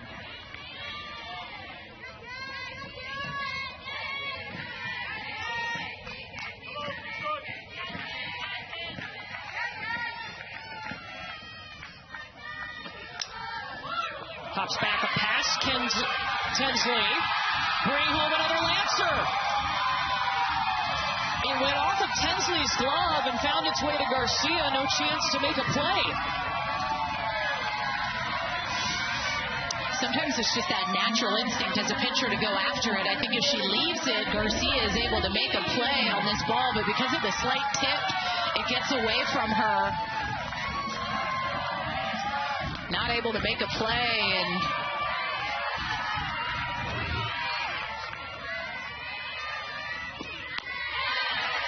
Michaela Medellin will take a big swing. Still just one out here in this inning as UCLA struggling to get out of it. Taylor Tinsley has walked 3 in the inning. And it just seems fitting with who's up right now. The most competitive Lancer on the roster, Medellin.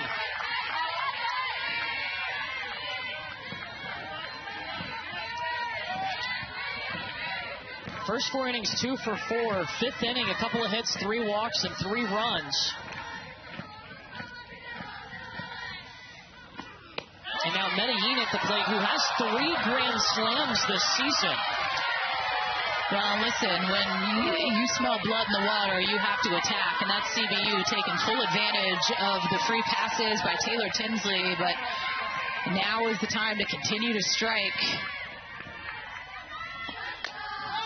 It's a high hop. Tinsley's got it, throwing home, and misses the throw to Ramirez.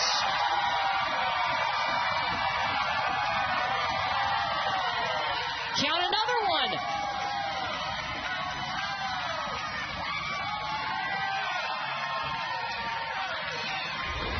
Well, and the problem with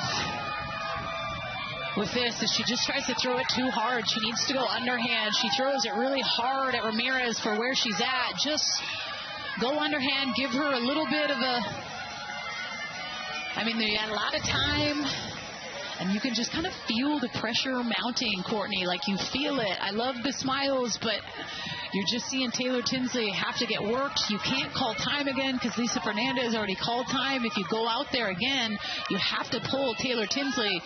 So it's like right now you have to rely on the leadership out there in the infield. It's been a couple of miscues for the Bruins. Earlier in this inning, Jordan Woolry tried to throw to second. There was nobody there, and it went out to center field. And then the missed toss from Tinsley to home to Alexis Ramirez allows another run to score, plus the 3 free passes that have been issued.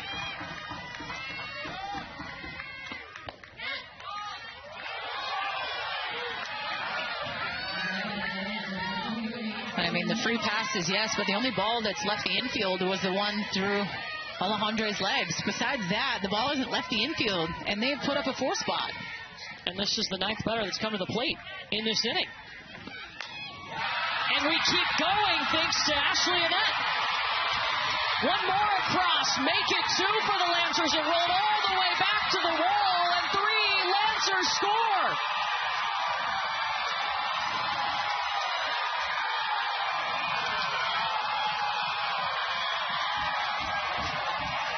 CBU has the lead. They were down 7-1.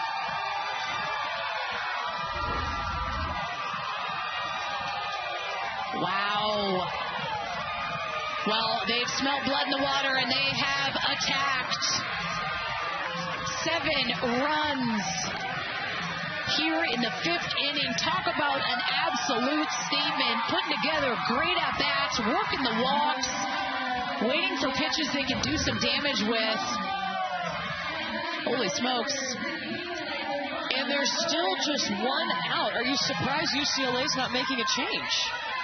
Yeah, but I think this goes back to what I said. I don't think there's a whole lot of other options. I know that they have them, but once you make that change, I know you could bring Taylor Tinsley back in the game.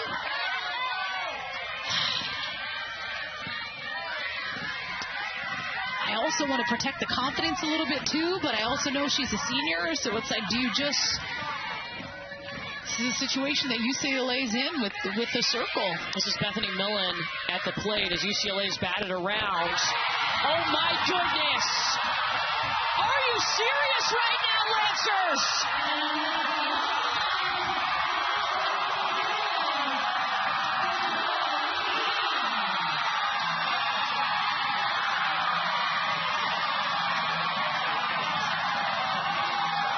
It was Victoria Macias going yard again.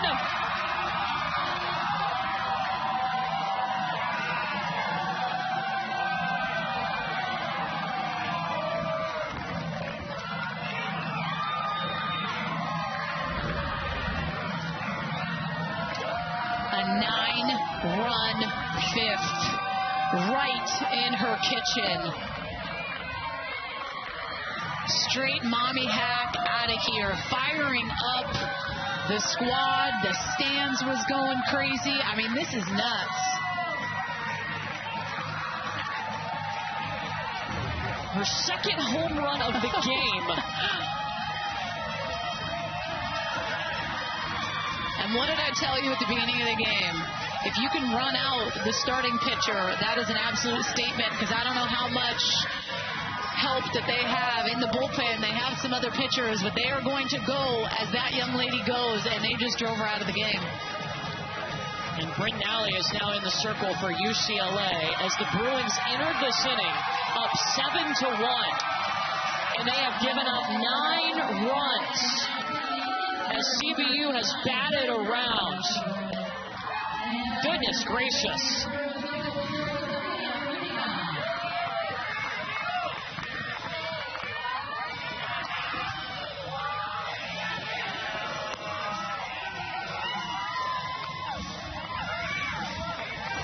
No comment? Wow. Vinny needs a hug over here. Duh.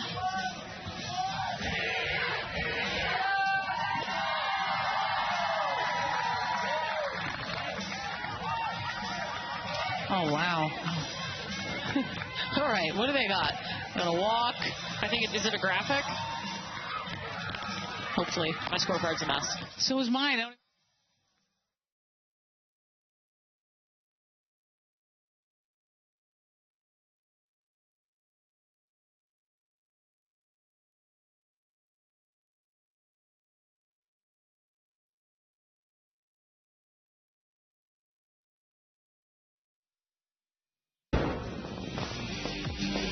Victoria Macias is having a night. Lifting this one out of the park for the second time tonight, and that puts California Baptist up 10-7. They entered the top of the 5th trailing 7-1.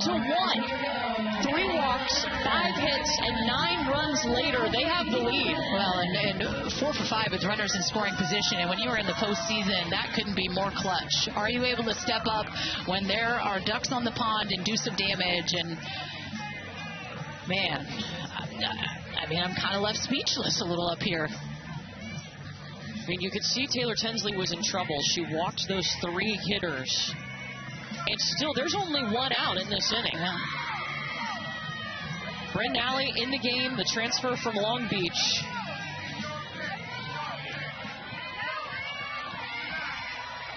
UCLA has no choice but to pull Taylor Tinsley, who they were hoping to ride this postseason, as their main arm. Of course, she can re-enter, but man, a tough inning, giving up 9. Here's Sydney Peterson.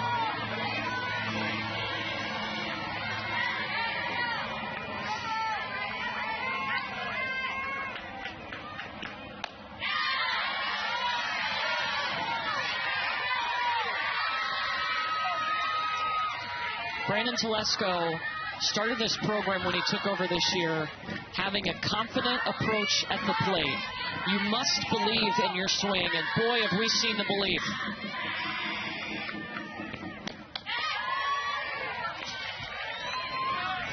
This belief and this ability to be able to constantly battle. I think hearing him talk about it's a team that doesn't mind getting down in the count, and I think you can kind of feel that in hitters. When they get down, they can be defeated real quick, but this is a team that's continued to fight. I think it goes back to that 13th pitch at bat.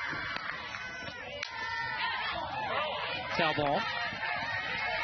With the change to Bryn Nally, Sophia Mujica is now catching behind the dish for UCLA. But yeah, he talks about swing decisions, Brandon Telesco. Are we swinging at good pitches? And that's what we've been preaching all season.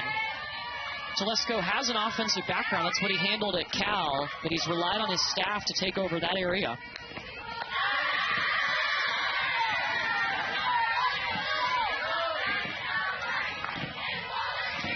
The dancer program that's made so much history this year.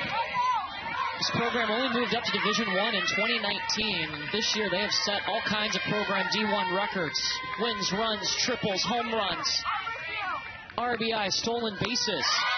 And now they're seeking their first tournament win after trailing 7-1.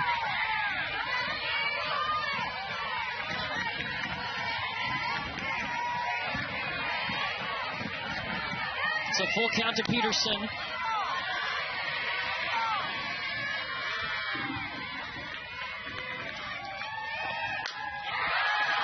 Sydney Peterson, it's contagious.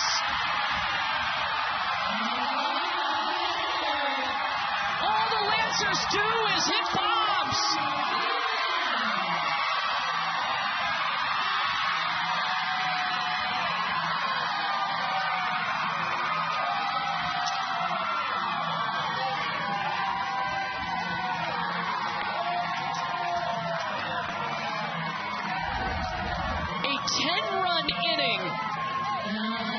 Just her second home run of the season,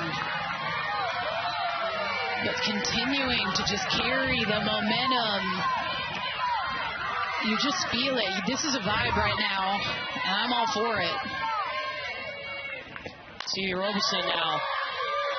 Sydney Peterson, her first home run came last weekend, May 8th.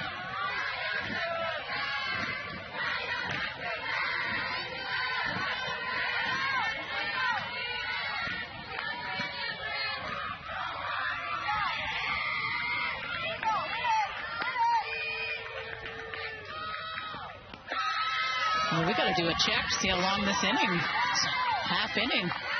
This is a long, This is the 12th batter of this inning.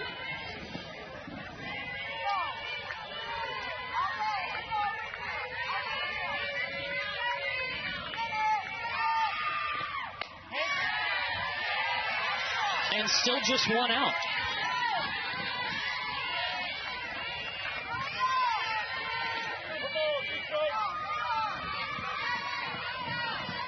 The most runs that UCLA has allowed in an inning this season. We've been in this inning for almost 30 minutes. And we'll put it on. Stevie says go.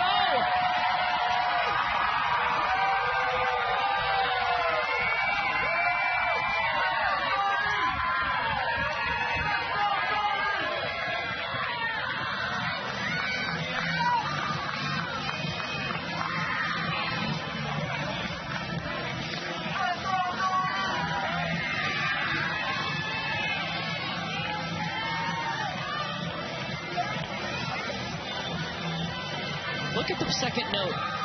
on your screen. 97% of the teams with Game 1 win advance out of the regional. That's how important it is to win tonight.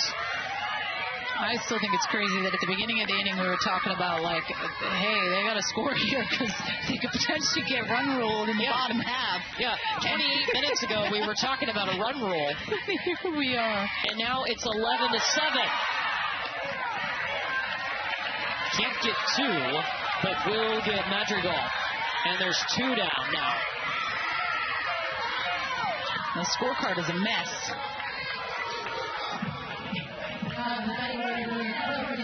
Until that out right there, 11 consecutive batters had reached for CBU.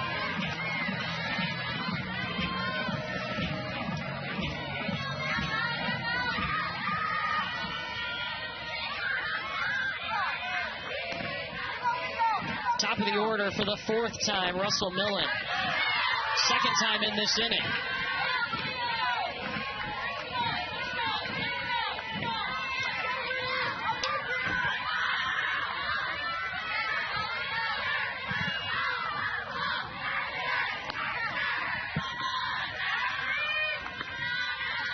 Wow, most in a single inning in the past 5 seasons for UCLA.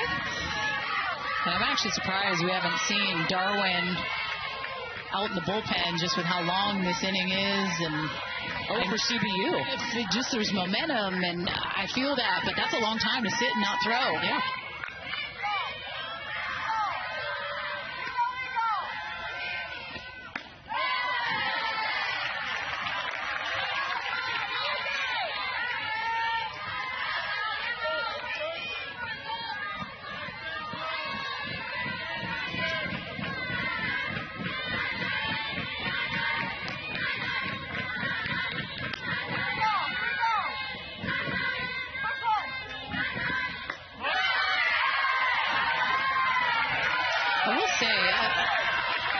The zone has been a little inconsistent.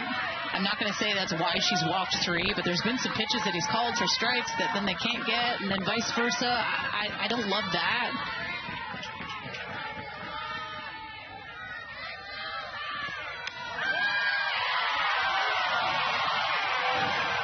Finally, UCLA gets out of this inning.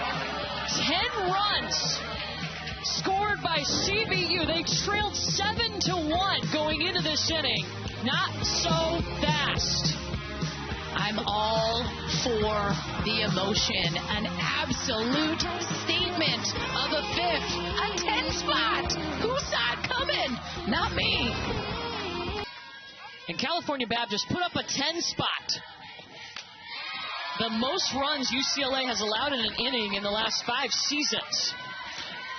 What happened, Danielle? A lot. There's a lot. Taking advantage of some walks. I think they had really good patient at bats, hit well with runners in scoring position. The home run ball, I mean, this is a small park, so you know that. But and just the confidence and the swagger turning up every hitter. Here's Alina Garcia, who's going to lead off for the Bruins, who, no question, have the firepower to hop back in. I mean, I knew this game was going to be a battle, but I wasn't expecting this. Not on your bingo card, a 10 spot by the Lancers? That was not on the card. But see, that is just inconsistent. Like that was called a strike the last inning, and it wasn't there. It's a 2-2 from Emily Darwin to Garcia. It's going to be short. Robeson coming in.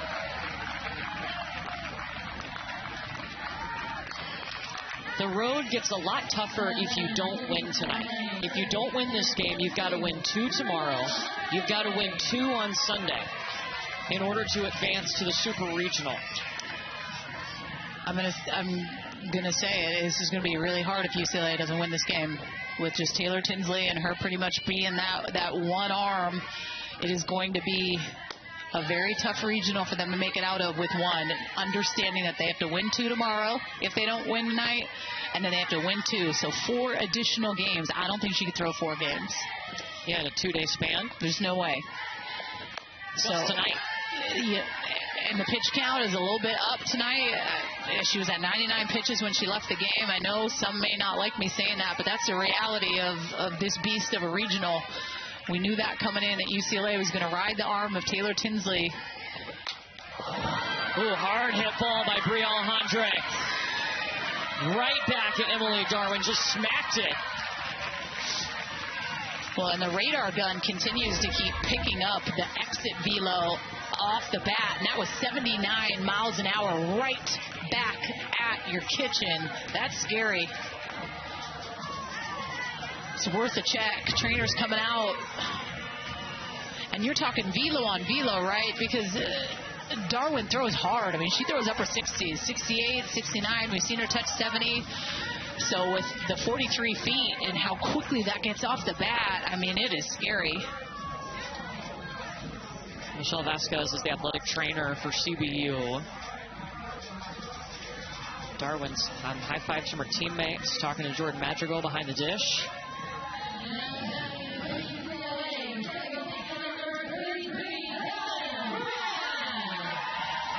Kanaya Bragg with an opportunity here. UCLA, the best offense in the nation. And a lot of time left in this ball game.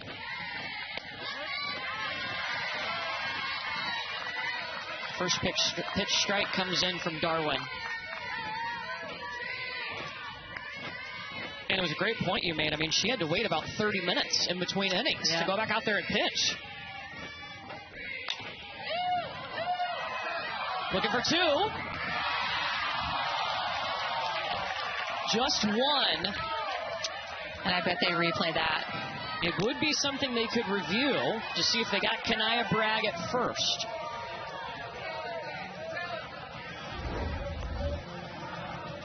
And they kept their challenge from earlier, so they still have two. And they will look at this.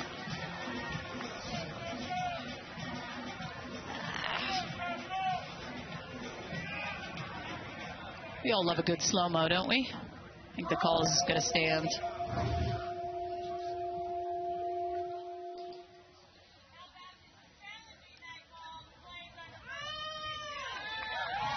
I think this is going to be quick. I think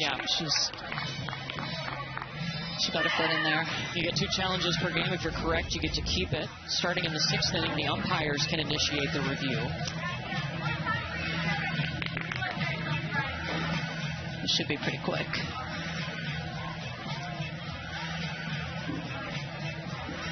A lot of good games on today, though. I mean, man, we had the game before us with Virginia and Indiana that went into extras. Virginia ended up walking it off in the bottom half. I mean, the biggest upset today.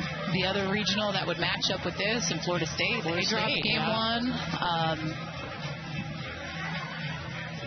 But this postseason to me was one where there could be the most upsets, with just the parity of like this whole college game and not knowing who's going to win it. In the past, you kind of have your ideas, but you're looking at it like if anyone goes on a run, they can do it. And looking at, I was calling 2 potential regional upsets with how good some of these teams are. I loved where everyone was seated, but I think there's going to be a couple upsets. Let's get the people going. Oh, wow. Yeah. We have a decision from Pittsburgh.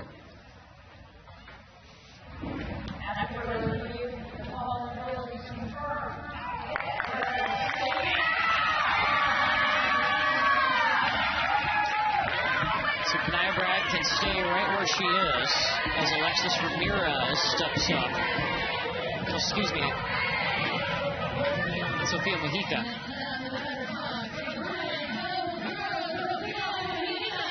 And Mejia took over the catching duties when they made the pitching change.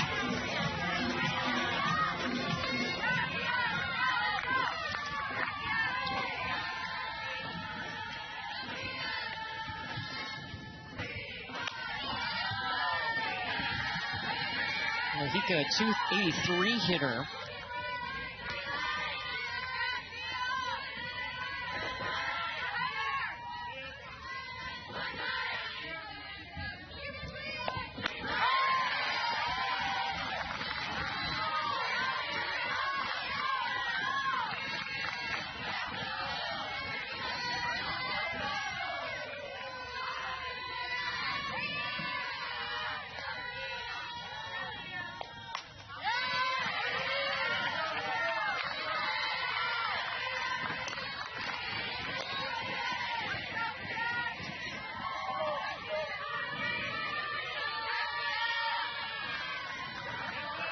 Ball and 2 strikes now from Emily Darwin, who entered this game in the 4th inning.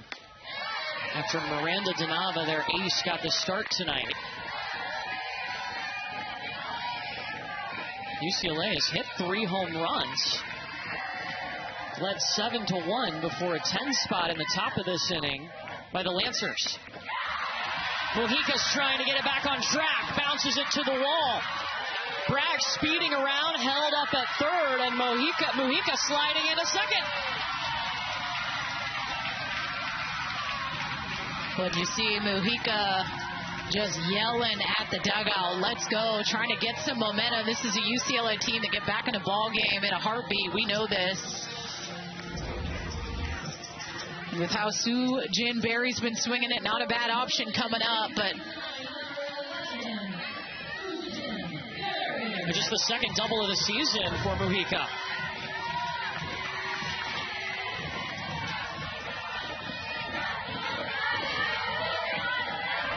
Sue Jin Berry had a home run in the 3rd. The one thing I will say about Darwin in the circle, this is a pitcher that this UCLA team has not seen at all. They saw a little bit of Donava in the fall, but then they did not see her in April, and they have not seen Darwin. This was Sue Jin Berry in her last at bat in the 3rd inning. Now this was off Miranda Donava. Never saw it again. Into the tree.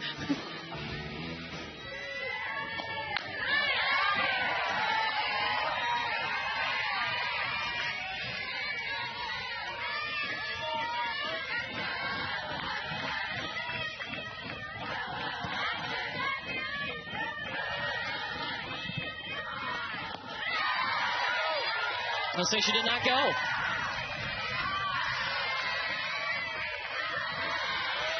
Three balls and a strike.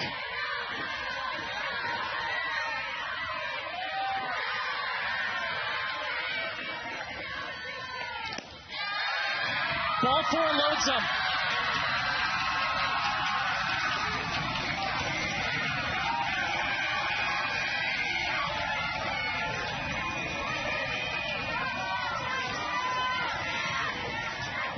And UCLA is going to bring in a pinch hitter in Ramsey Suarez, who will step in hitting 300 into that 9 spot with the bases loaded.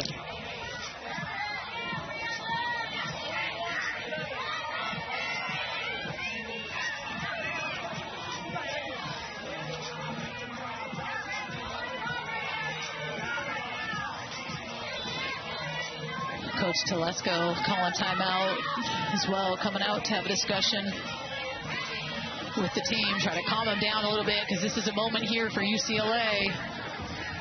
7 home runs on the season for Ramsey Suarez, and an opportunity to tie this ball game up in one swing. She hits 375 with the bases loaded.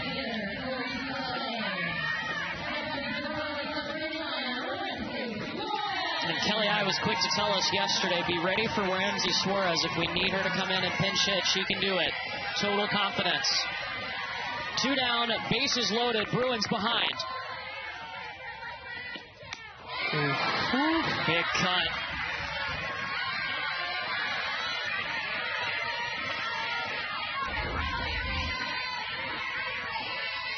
I like it. I like the hack. First pitch swinging.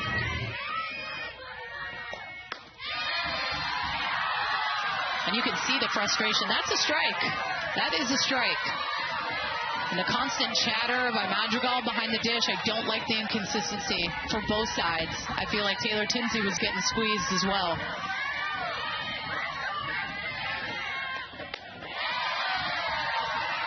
Emily Darwin works ahead 1 and 2.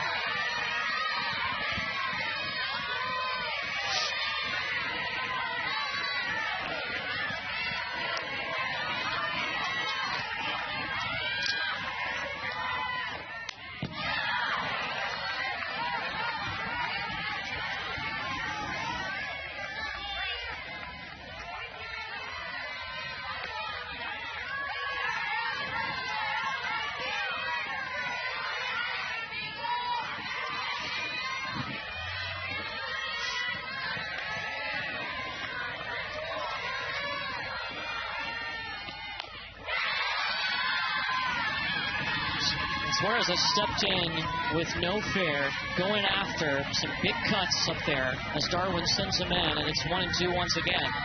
And I've seen Emily Darwin throw a couple change-ups throughout this game. She throws it at a 6% clip. Man, if she could sneak it in here, 1-2, I think she'd get her. Because you can just tell, like, she's on time. She's making her work. She's making her work. And I think there was a pitch previous innings where Darwin looked at the watch, shook, because I think it was a change, and went to another hard pitch. I just remember the one she threw to Jordan Lowry at 57 miles an hour, and it was such a clutch pitch. And manifesting it.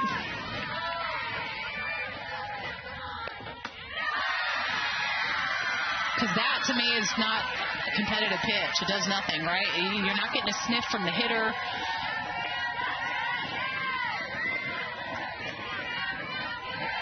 Oof, what a moment. Both sides on the edge of their seats. Darwin delivers. UCLA a chance to tie the game, and Emily Darwin says no.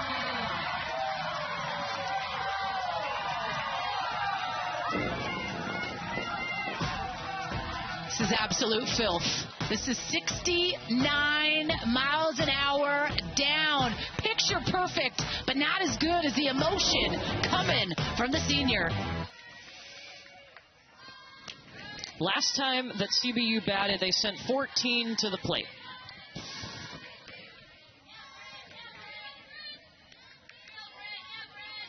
It's quite the fifth. 3 walks, 6 hits. 10 runs, 4 for 5, runners in scoring position. That's a good 5th inning.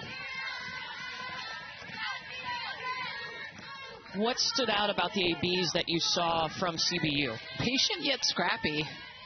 Like, I think they worked really good counts, but then they didn't swing at a whole lot of pitches outside the zone. I think they knew Tinsley was struggling a little bit with the zone, which has been at times inconsistent. So she's trying to find that groove and then taking advantage, right? Like, couldn't be more true. When you have an opportunity to really make a team pay for the free passes, you need to do that. And you saw just that. A very fiery squad. Very impressed with CBU. And Severn fouls off the pitch from Bryn Nally. They had to make a pitching change in that 5th inning from Taylor Tinsley, who got the start. And a CBU team who is making a statement that, hey, we're not just happy to be here for our first appearance ever in the NCAA tournament. Yeah. We're here to win. Yes.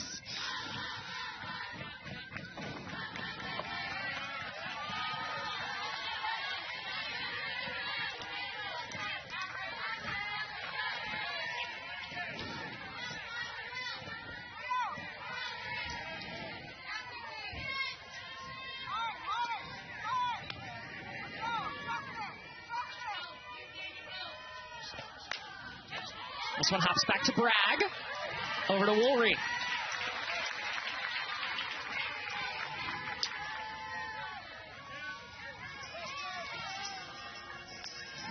CBU looking for their first win in their first appearance, and for UCLA, a 3rd straight opening round win. But as we've said, if you don't win today, you've got to win 2 tomorrow and 2 Sunday, and that is a lot, especially on a UCLA pitching staff that really wants to rely only on Taylor Tinsley. They have not been able to do that tonight.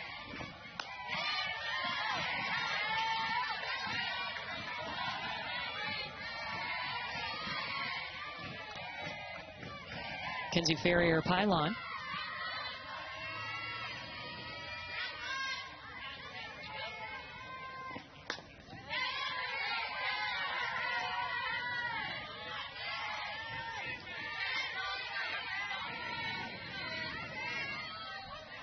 The CBU team has got a young coaching staff. I mean, the head coach is Brandon Telesco, 32. They've got 2 assistants who are 23 years old, including Tessa Malaulu, who former UCLA Bruin, who's coaching first right now.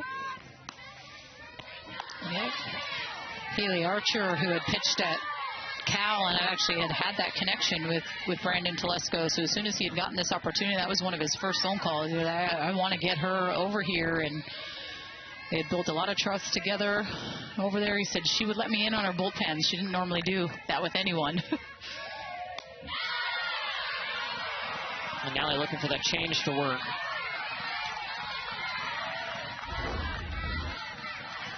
I know what you guys are trying to do. I mean, I have no comment.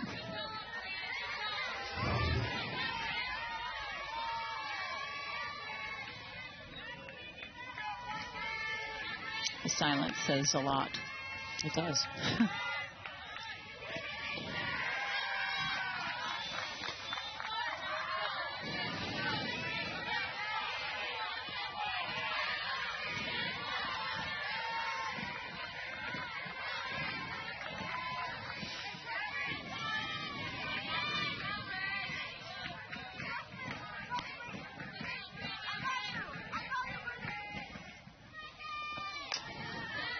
Topper to Woolry. 2 down.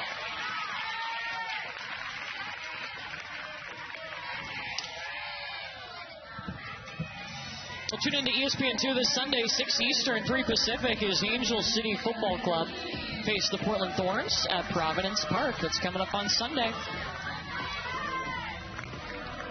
Also, we'll have all the regional finals from all 16 sites for you on Sunday. Michaela Medellin sees the first pitch strike come in from Nally.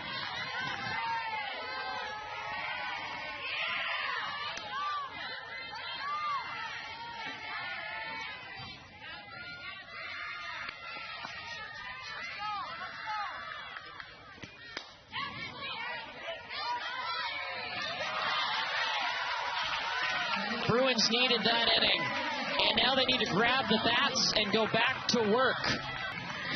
Who's also fantastic. Who's great. Top of the order for UCLA, Riley Slimp. This has been a wild game. This just seems like this is the inning. Yeah? I think this is kind of the defining inning. The top of the lineup again, down by 4. UCLA had the bases loaded. They brought in Ramsey Suarez to pinch hit. A home run would have tied it, and Emily Darwin got her first strikeout of this game after entering in the 4th inning to end that threat.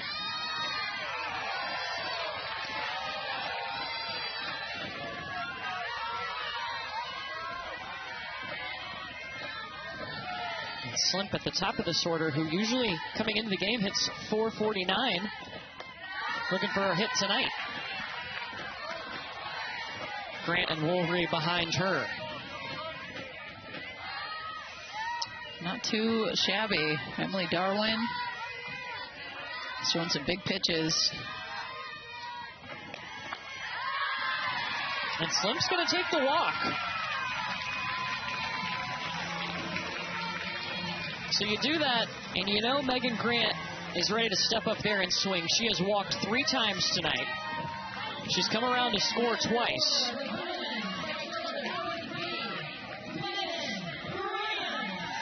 The single season home run leader all time, hitting her 38th last weekend at the Big Ten Tournament Champ game.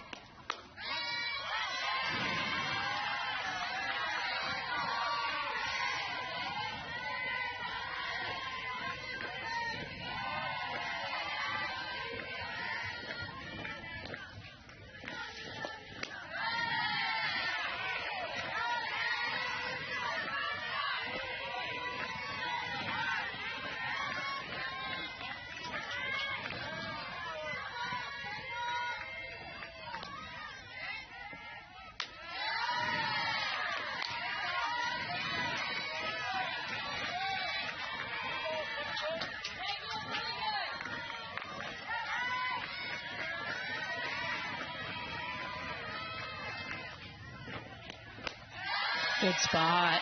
Man.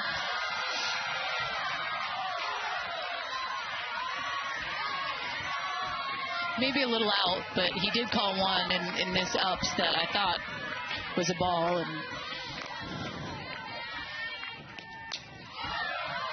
Megan Grant, it's going to be a bit short. Severn's running on it. And retires Megan Grant. But you can never rest easy with this UCLA lineup. Jordan Woolry hit a 2-run home run in the first inning. Another hit in the third tonight. And she's got Slimp at first.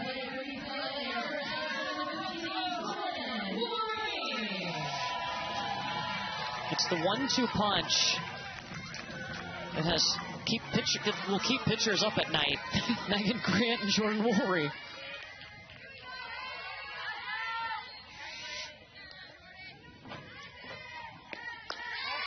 Good pitch, going right at her. 68 under the hands.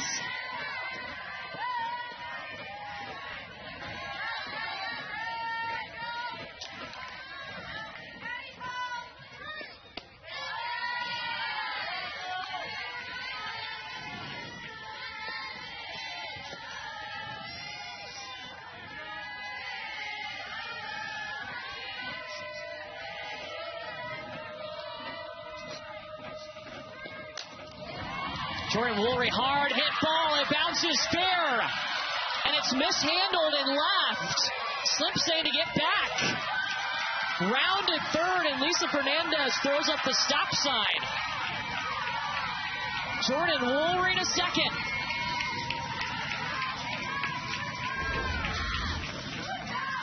She just hits it so hard off the bat. This gets out to left in a heartbeat.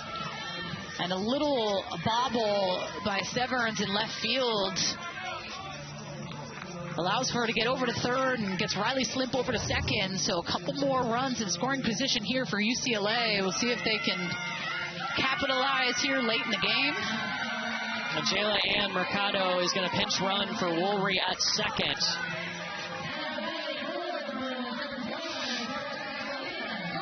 Alina Garcia has gone yard tonight. It was in the third inning, a 3-run shot.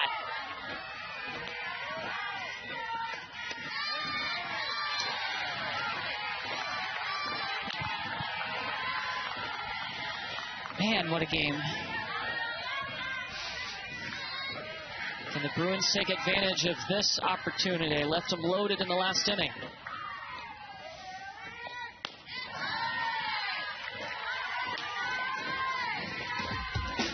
Garcia's 18th home run came in the third inning. Yeah, it's such a sweet stroke.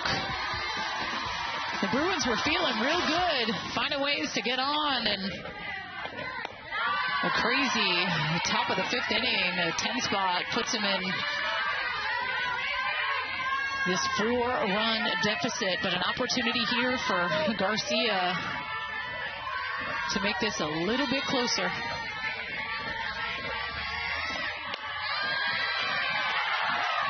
Alina Garcia, who is such a worker and had to come back last year after that injury 3 weeks into the season. She was going to be the starting shortstop as a true freshman. Fully cleared in January of this year. And hangs in there to load them up.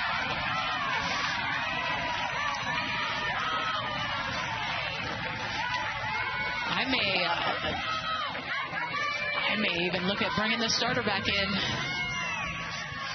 Donava could come back in this ball game.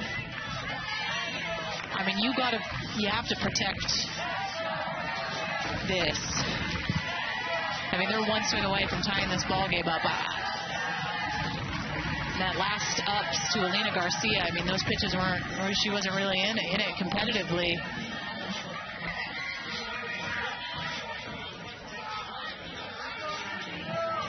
Bases loaded. Yeah, bases loaded in back-to-back innings for the Bruins. And a freshman coming up to the plate in Brie Alejandre.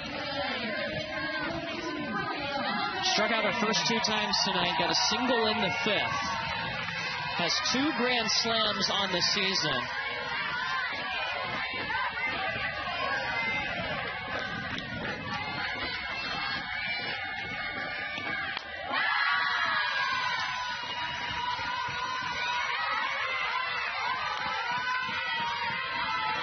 Already has the UCLA freshman home run record with 21 this year.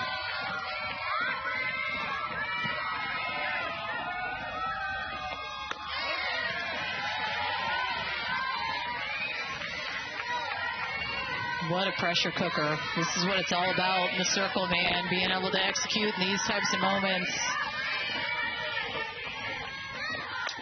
I feel like this is where you learn if you love or hate pitching. You have to enjoy the heart of moments like this.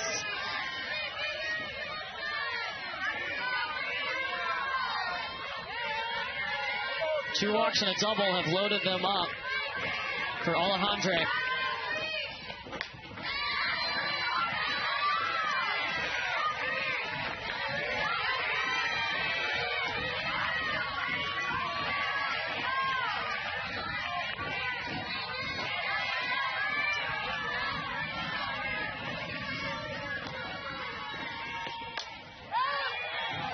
In foul territory, into the netting.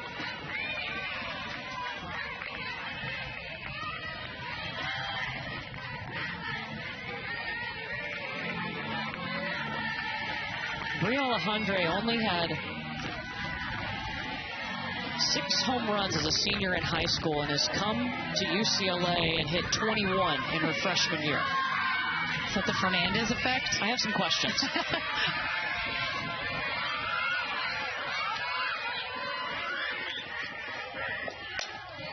Digs down deep for it. Farrier Pylon going to second. Just gets one, and a run scores for UCLA. That's a really good play by Farrier Pylon at short to understand that that ball had some juice behind it, to get herself back on it, takes that step back. That could have been bad, right? And she's back in the hole. She takes that step back. She knows, hey, I don't care about that runner going home. Like right now, we need outs. Kanaya Bragg, runners on the corners.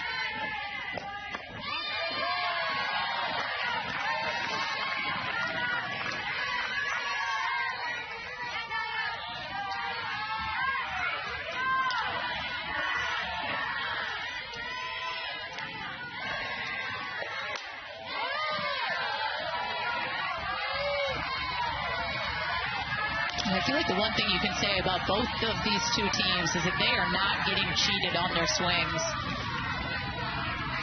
Seeing such good, pretty swings. Daddy hacks in the box.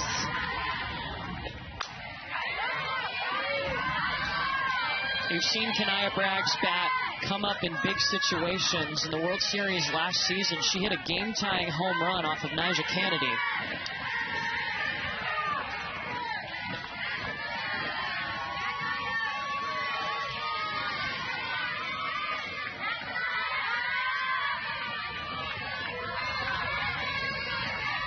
She represents the tying run. It's going to be a high hopper. Look at the tag. No tag applied. And they're finally, CBU is able to make it. Another run will come up on the board, but it's the heads up play.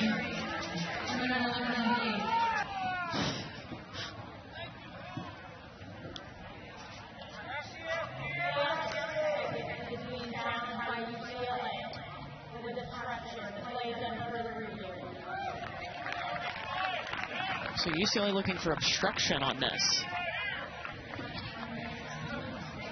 And I mean, she was fully in front of the bag, which forces her to have to go on the outer half. I'm just curious as to what the lane was, because she was trying to get herself out of trouble from being in a pickle too. So like she created that 3 feet that she was giving herself to be able to get around.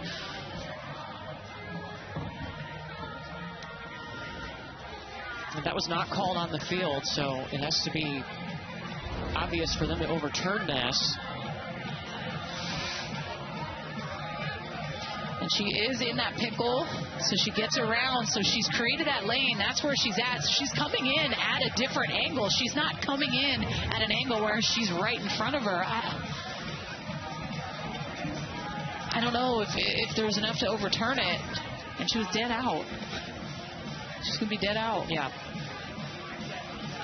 I like the heads up base running, or heads up defensive play by Arnett over at first because she had got herself way off the base, but to have the wherewithal in the moment to know to go to 2 to get that runner, I mean, that's clutch, right? We're looking for outs at this point if you are CBU.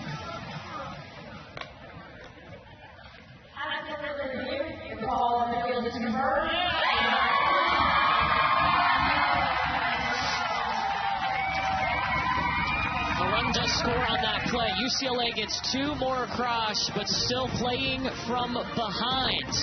California Baptist leads this ball game. 7th inning in a game where UCLA led 7-1. And then the Lancers said, let me just put up 10 runs in the 5th. Right there. Right there. Ashley Annette's going to lead off here. UCLA was able to get 2 more across in the bottom of the 6th inning. So just a 2-run ball game now. Winning tonight makes it a lot easier on the weekend. You only have to win 1 tomorrow and 1 Sunday. If you lose this game, you've got to win 2 on Saturday and 2 on Sunday to make supers.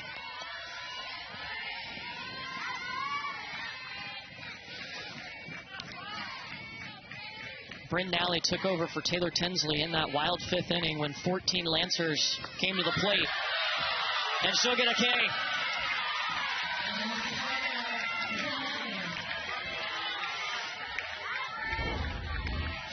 Not just any K, a backwards K. Peyton Corners. I think a tight, quick inning here for UCLA would be important with just that momentum. And on the flip side, if you're CBU, if we can find a way to slow this down, which they are, they're calling timeout here. Try to find a way to scratch and claw another run or two. 2 runs just doesn't feel as safe as you want it to be going into the bottom half. Well, good news if you're CBU is that Victoria Macias is up at the plate, and she has homered twice today, came in as one of their hottest hitters. Actually had a walk-off home run to win the WAC regular season title against Tarleton State. A D2 transfer that has proven she can play at this level.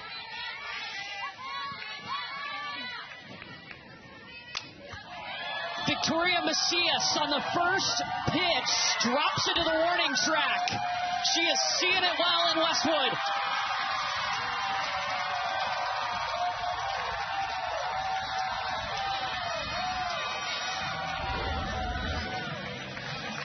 And this may be worth a lineup bump tomorrow if, I don't know. I mean, we had a couple homers on the day. We got a double. She's seeing it well. She's firing up the team. I mean,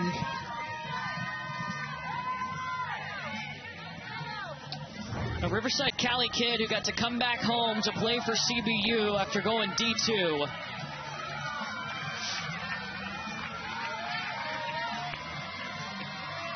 And Bella Wellbaum will run for her.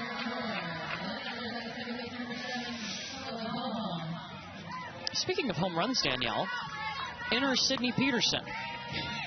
she enters the chat. She has entered the chat. She did so in the 5th inning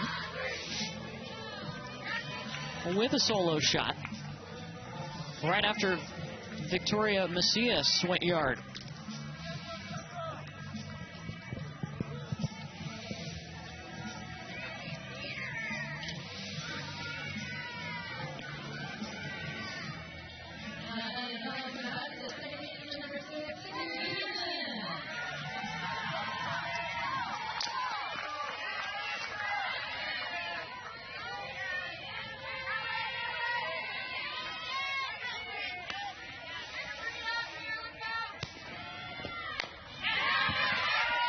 Sydney Peterson, 3 seasons at LSU, helped the LSU Tigers make supers in 2024. Battled injuries throughout her career. Her first home run this season was her first since the 2022 season at LSU.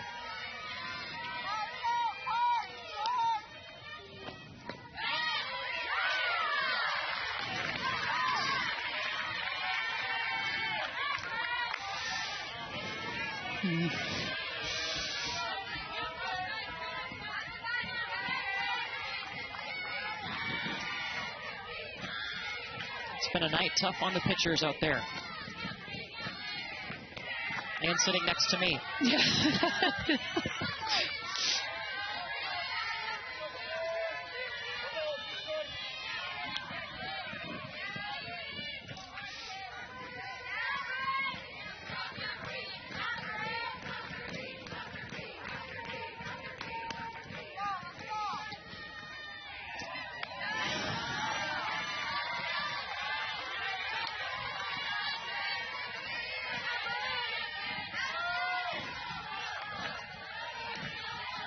2-2 on the way to Sydney Peterson.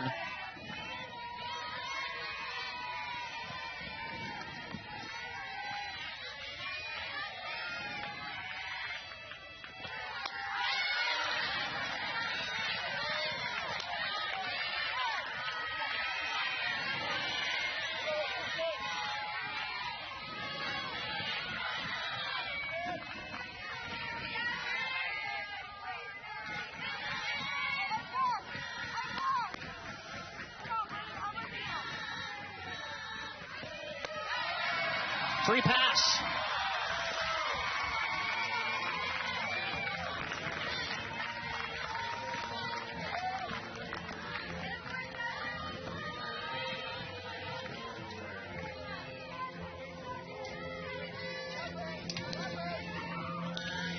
It looks like a pitch hitter coming up for CBU is Brooklyn Bassett, who is a freshman catcher who had battled with Madrigal for that starting catcher spot this season.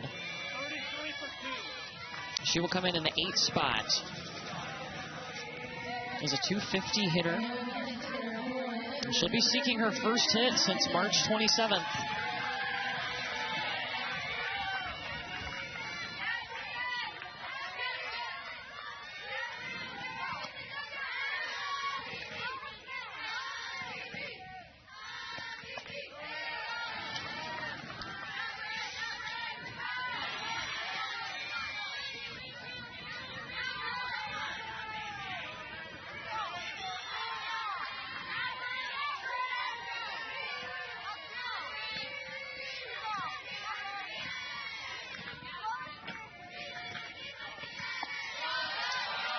Nally struggling a little bit. Already got runners on second and third. Yeah, pinch hitter falling behind. Quick 2-0. Gotta be careful.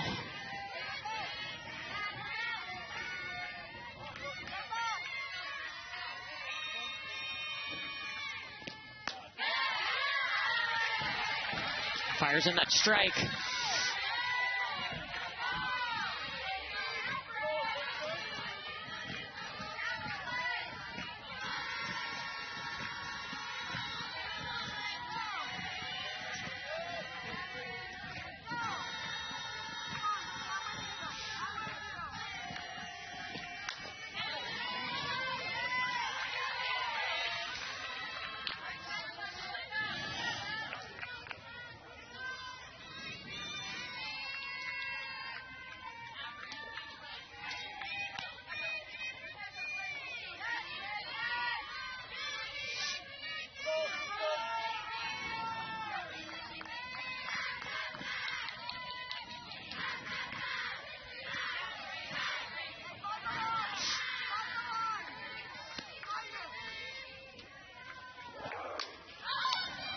Brooklyn Bassett over towards Slint. 2 down.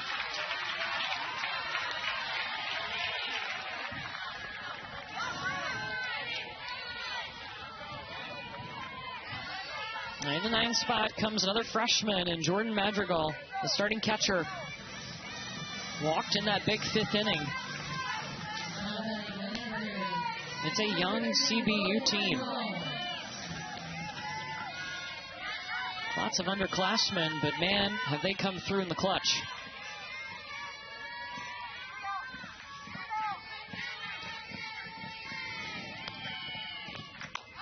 Madrigal's got 2 on thanks to a double by Victoria Macias and then a walk by Peterson.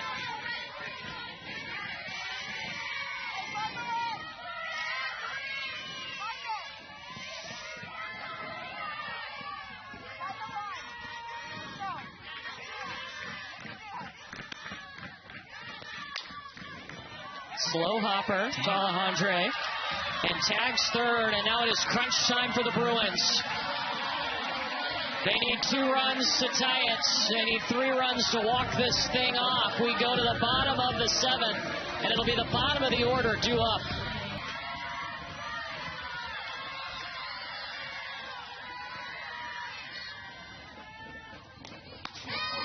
I think if you're Emily Darwin, the biggest thing right now is just not letting the adrenaline of the moment overtake what you've done. I think sometimes we can get so amped where we try to just do too much. It's trust your stuff.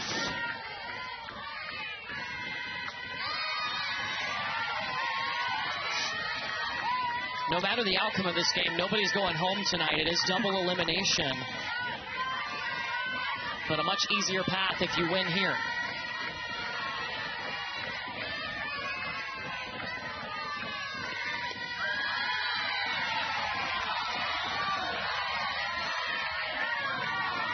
Yeah, that road, losing game 1 is a tough road back. Not impossible, but dang it, a lot harder to get there.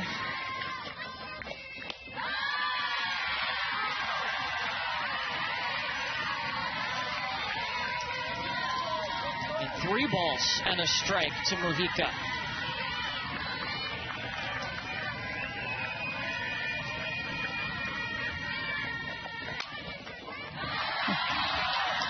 Foul ball, foul ball.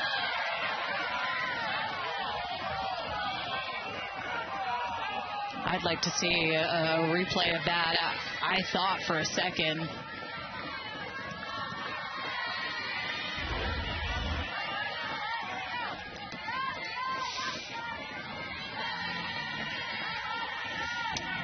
Oh, all right. Just barely. Just barely. Full count now from Darwin to Mujica. Ooh.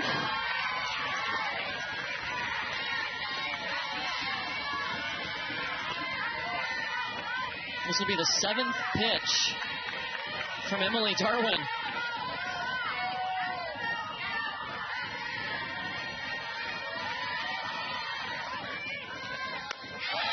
Got her.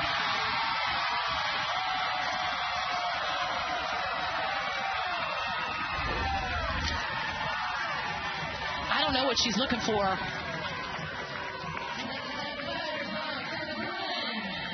I mean, we cannot take that. 2 strikes.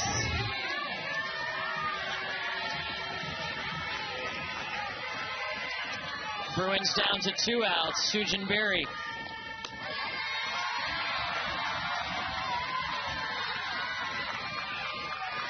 Reached every time that she has come to the plate today. A single, a 2-run home run, a walk.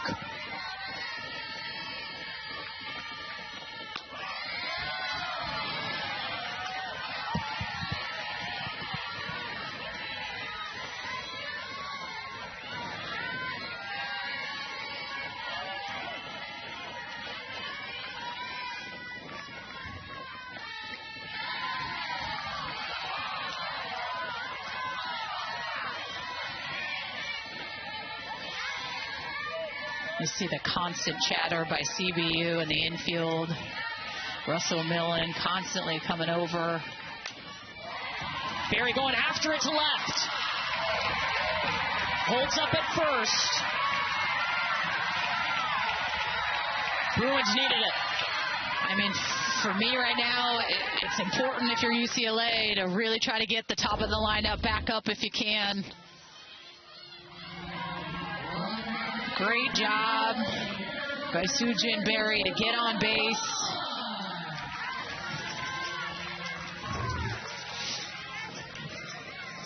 And Jolena Lamar, you're 2 batters away if you're UCLA from getting to Megan Grant. And I think the biggest adjustment for Lamar is to just see the ball down. Her 2 previous at-bats, a little bit more susceptible to that pitch up in the zone. And I think if you are a Darwin or a Haley Archer, the pitching coach, those are just the little things that you're aware of in the moment. But I also know that Lamar's a hell of a hitter in the sense where she's going to make the adjustment.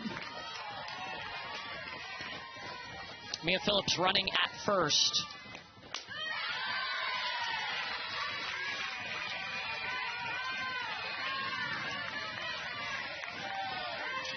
Two Ks on the evening for Jolena Lamar. Represents the tying run at the plate. It's a good pitch.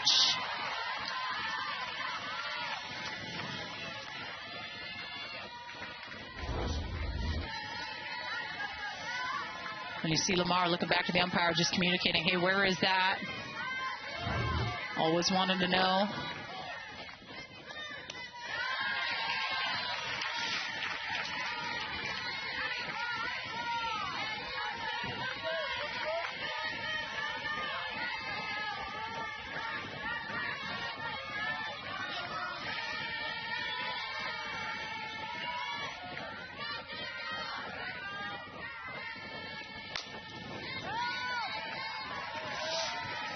And just the back-to-back-to-back in pitches, to me, opens up that outside part of the plate where you saw that backwards K and a Mujica. So it's just something to be aware of if you're Jolena Lamar on that outer half, knowing that's a pitch she's comfortable going with. It's that curveball. She throws that high 60s away.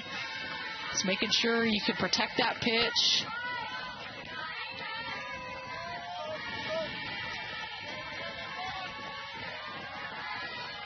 Two here to Lamar. It's a good hold, see? It's money.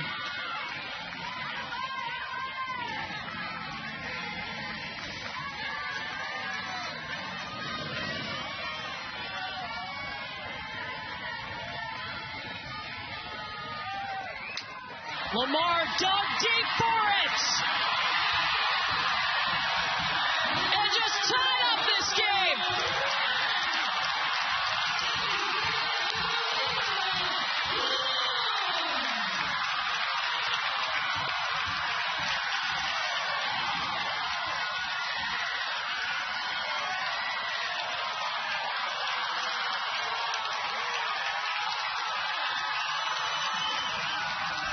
11-all!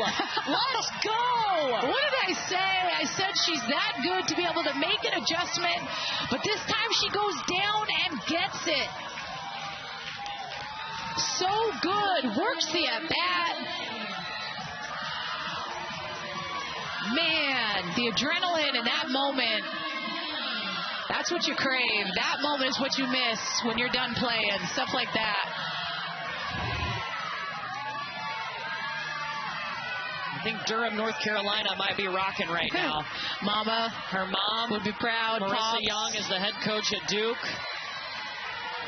I was wondering if she'd still be up because it's oh yeah, the old 139. Can't go to bed yet. It's 11-all. I know. Top of the order, Riley Slimp takes the first pitch. Slow roller to Ferrier pylon. Safe.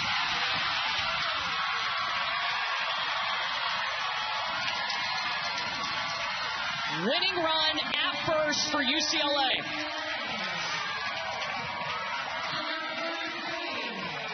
And nobody better at the plate, Megan Grant.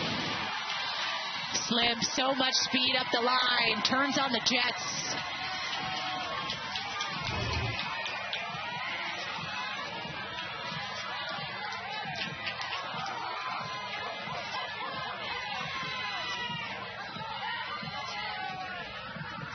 How do you handle Megan Grant now? The winning run is at first base, and you have the nation's home run leader, NCAA record, 38 home runs this year at the plate in Megan Grant. Now, she has walked 3 times tonight. And, of course, Jordan Woolry is behind her. You're asking my expert opinion. What do you think here? You've been in tough situations as a pitcher. I have, and as much as I want to say you want to put her on, I think you have Jordan Woolry right behind her. I think it's nonsense to walk the bases loaded. You can't walk both of those hitters, so you need to attack smart. I told you in between breaks that I'd have Danava warming up with the bullpen, and if there was any sign of trouble, I would have brought her in right away, because you can bring back that starter, but Maybe the mentality, this is Emily Darwin's game to win or lose, but the home run leader in Megan Grant with the game on the line, it just seems fitting.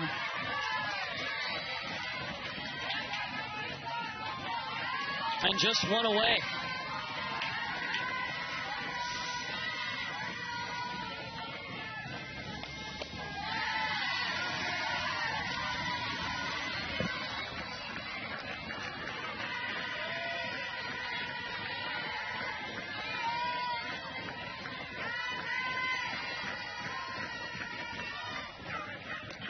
And they want no part of her.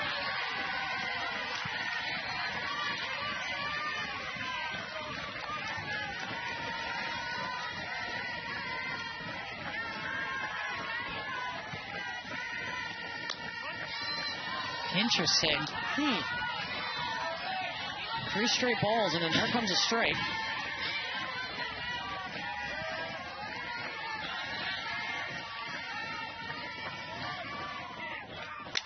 Ooh.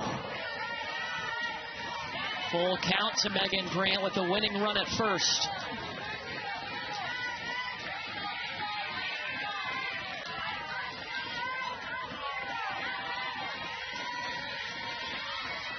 Love me a big deep breath.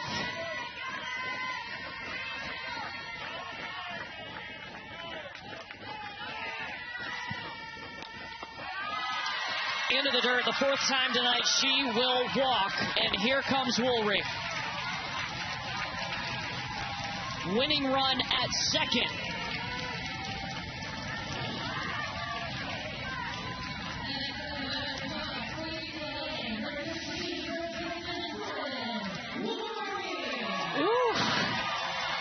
Jordan Woolry gave UCLA the lead in the first inning with a 2-run home run following a Megan Grant walk.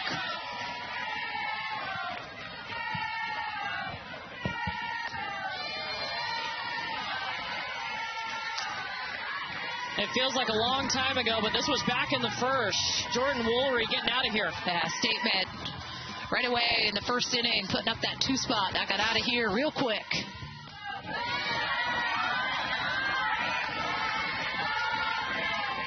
They're the first duo ever to both have 30 home runs in a season. Woolry and Grant, the Bruin Bombers. And 2-0. Be careful. Those are strikes. Those 2 strikes in this at-bat to Woolry that he has not called.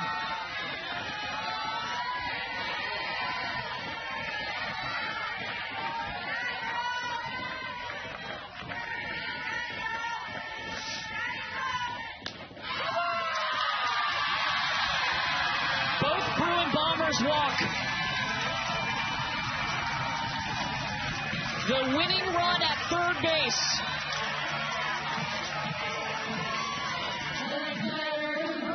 Alina Garcia.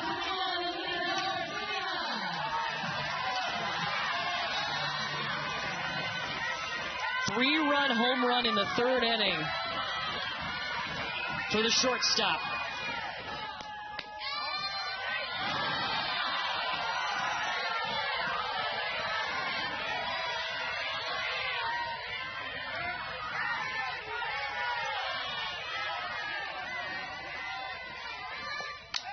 Garcia grabbed in right. Here comes the runner home. Slip sliding in. UCLA incredible. Never count them out.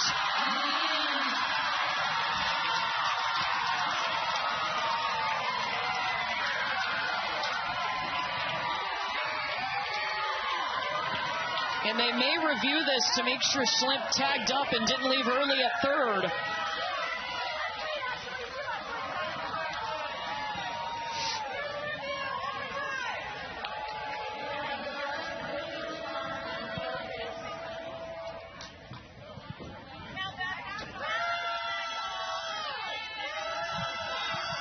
They're going to look to see that Riley Slimp tagged up and did not leave before that grab was made in right.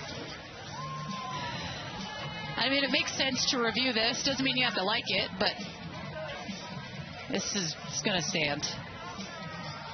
Unbelievable. What a game on both ends, Courtney. At one point, Danielle, we were talking about UCLA run ruling.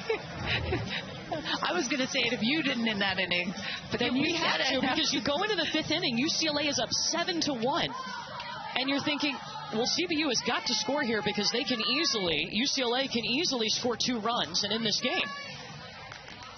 Lancers did one better. They scored 10 runs in the 5th inning.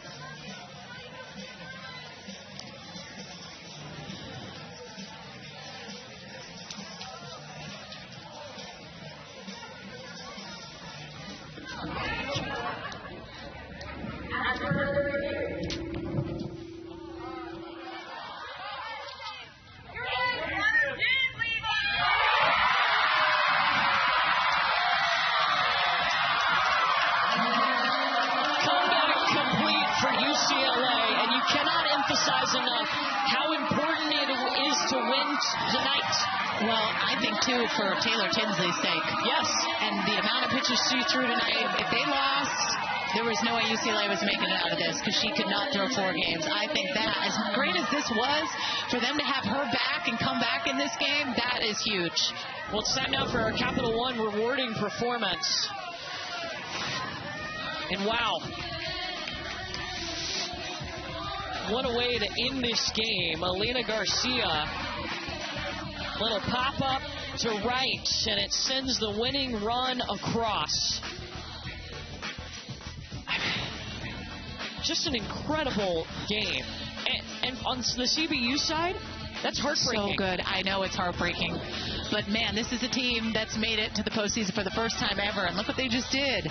If that doesn't give you confidence going into tomorrow, I don't know what does, but you are going to have a matchup of South Carolina, UCLA, and Fullerton and California Baptist squaring off, and one of those two is going to be going home. Yeah, that second game, Fullerton against CBU, is an elimination game. Tomorrow in Los Angeles Regional, we will start at 5 Eastern with South Carolina and this UCLA team. Winner of that game moves straight on to the regional. But what a comeback for the Bruins, who had a 6-run lead and blew that in 1 inning, giving up 10 runs, the most runs they've given up in an inning in 5 seasons. Bruins overcome that. Their big-time offense gets them through, and they're moving on in the winner's portion of the bracket. A final from Westwood. UCLA wins it 12-11.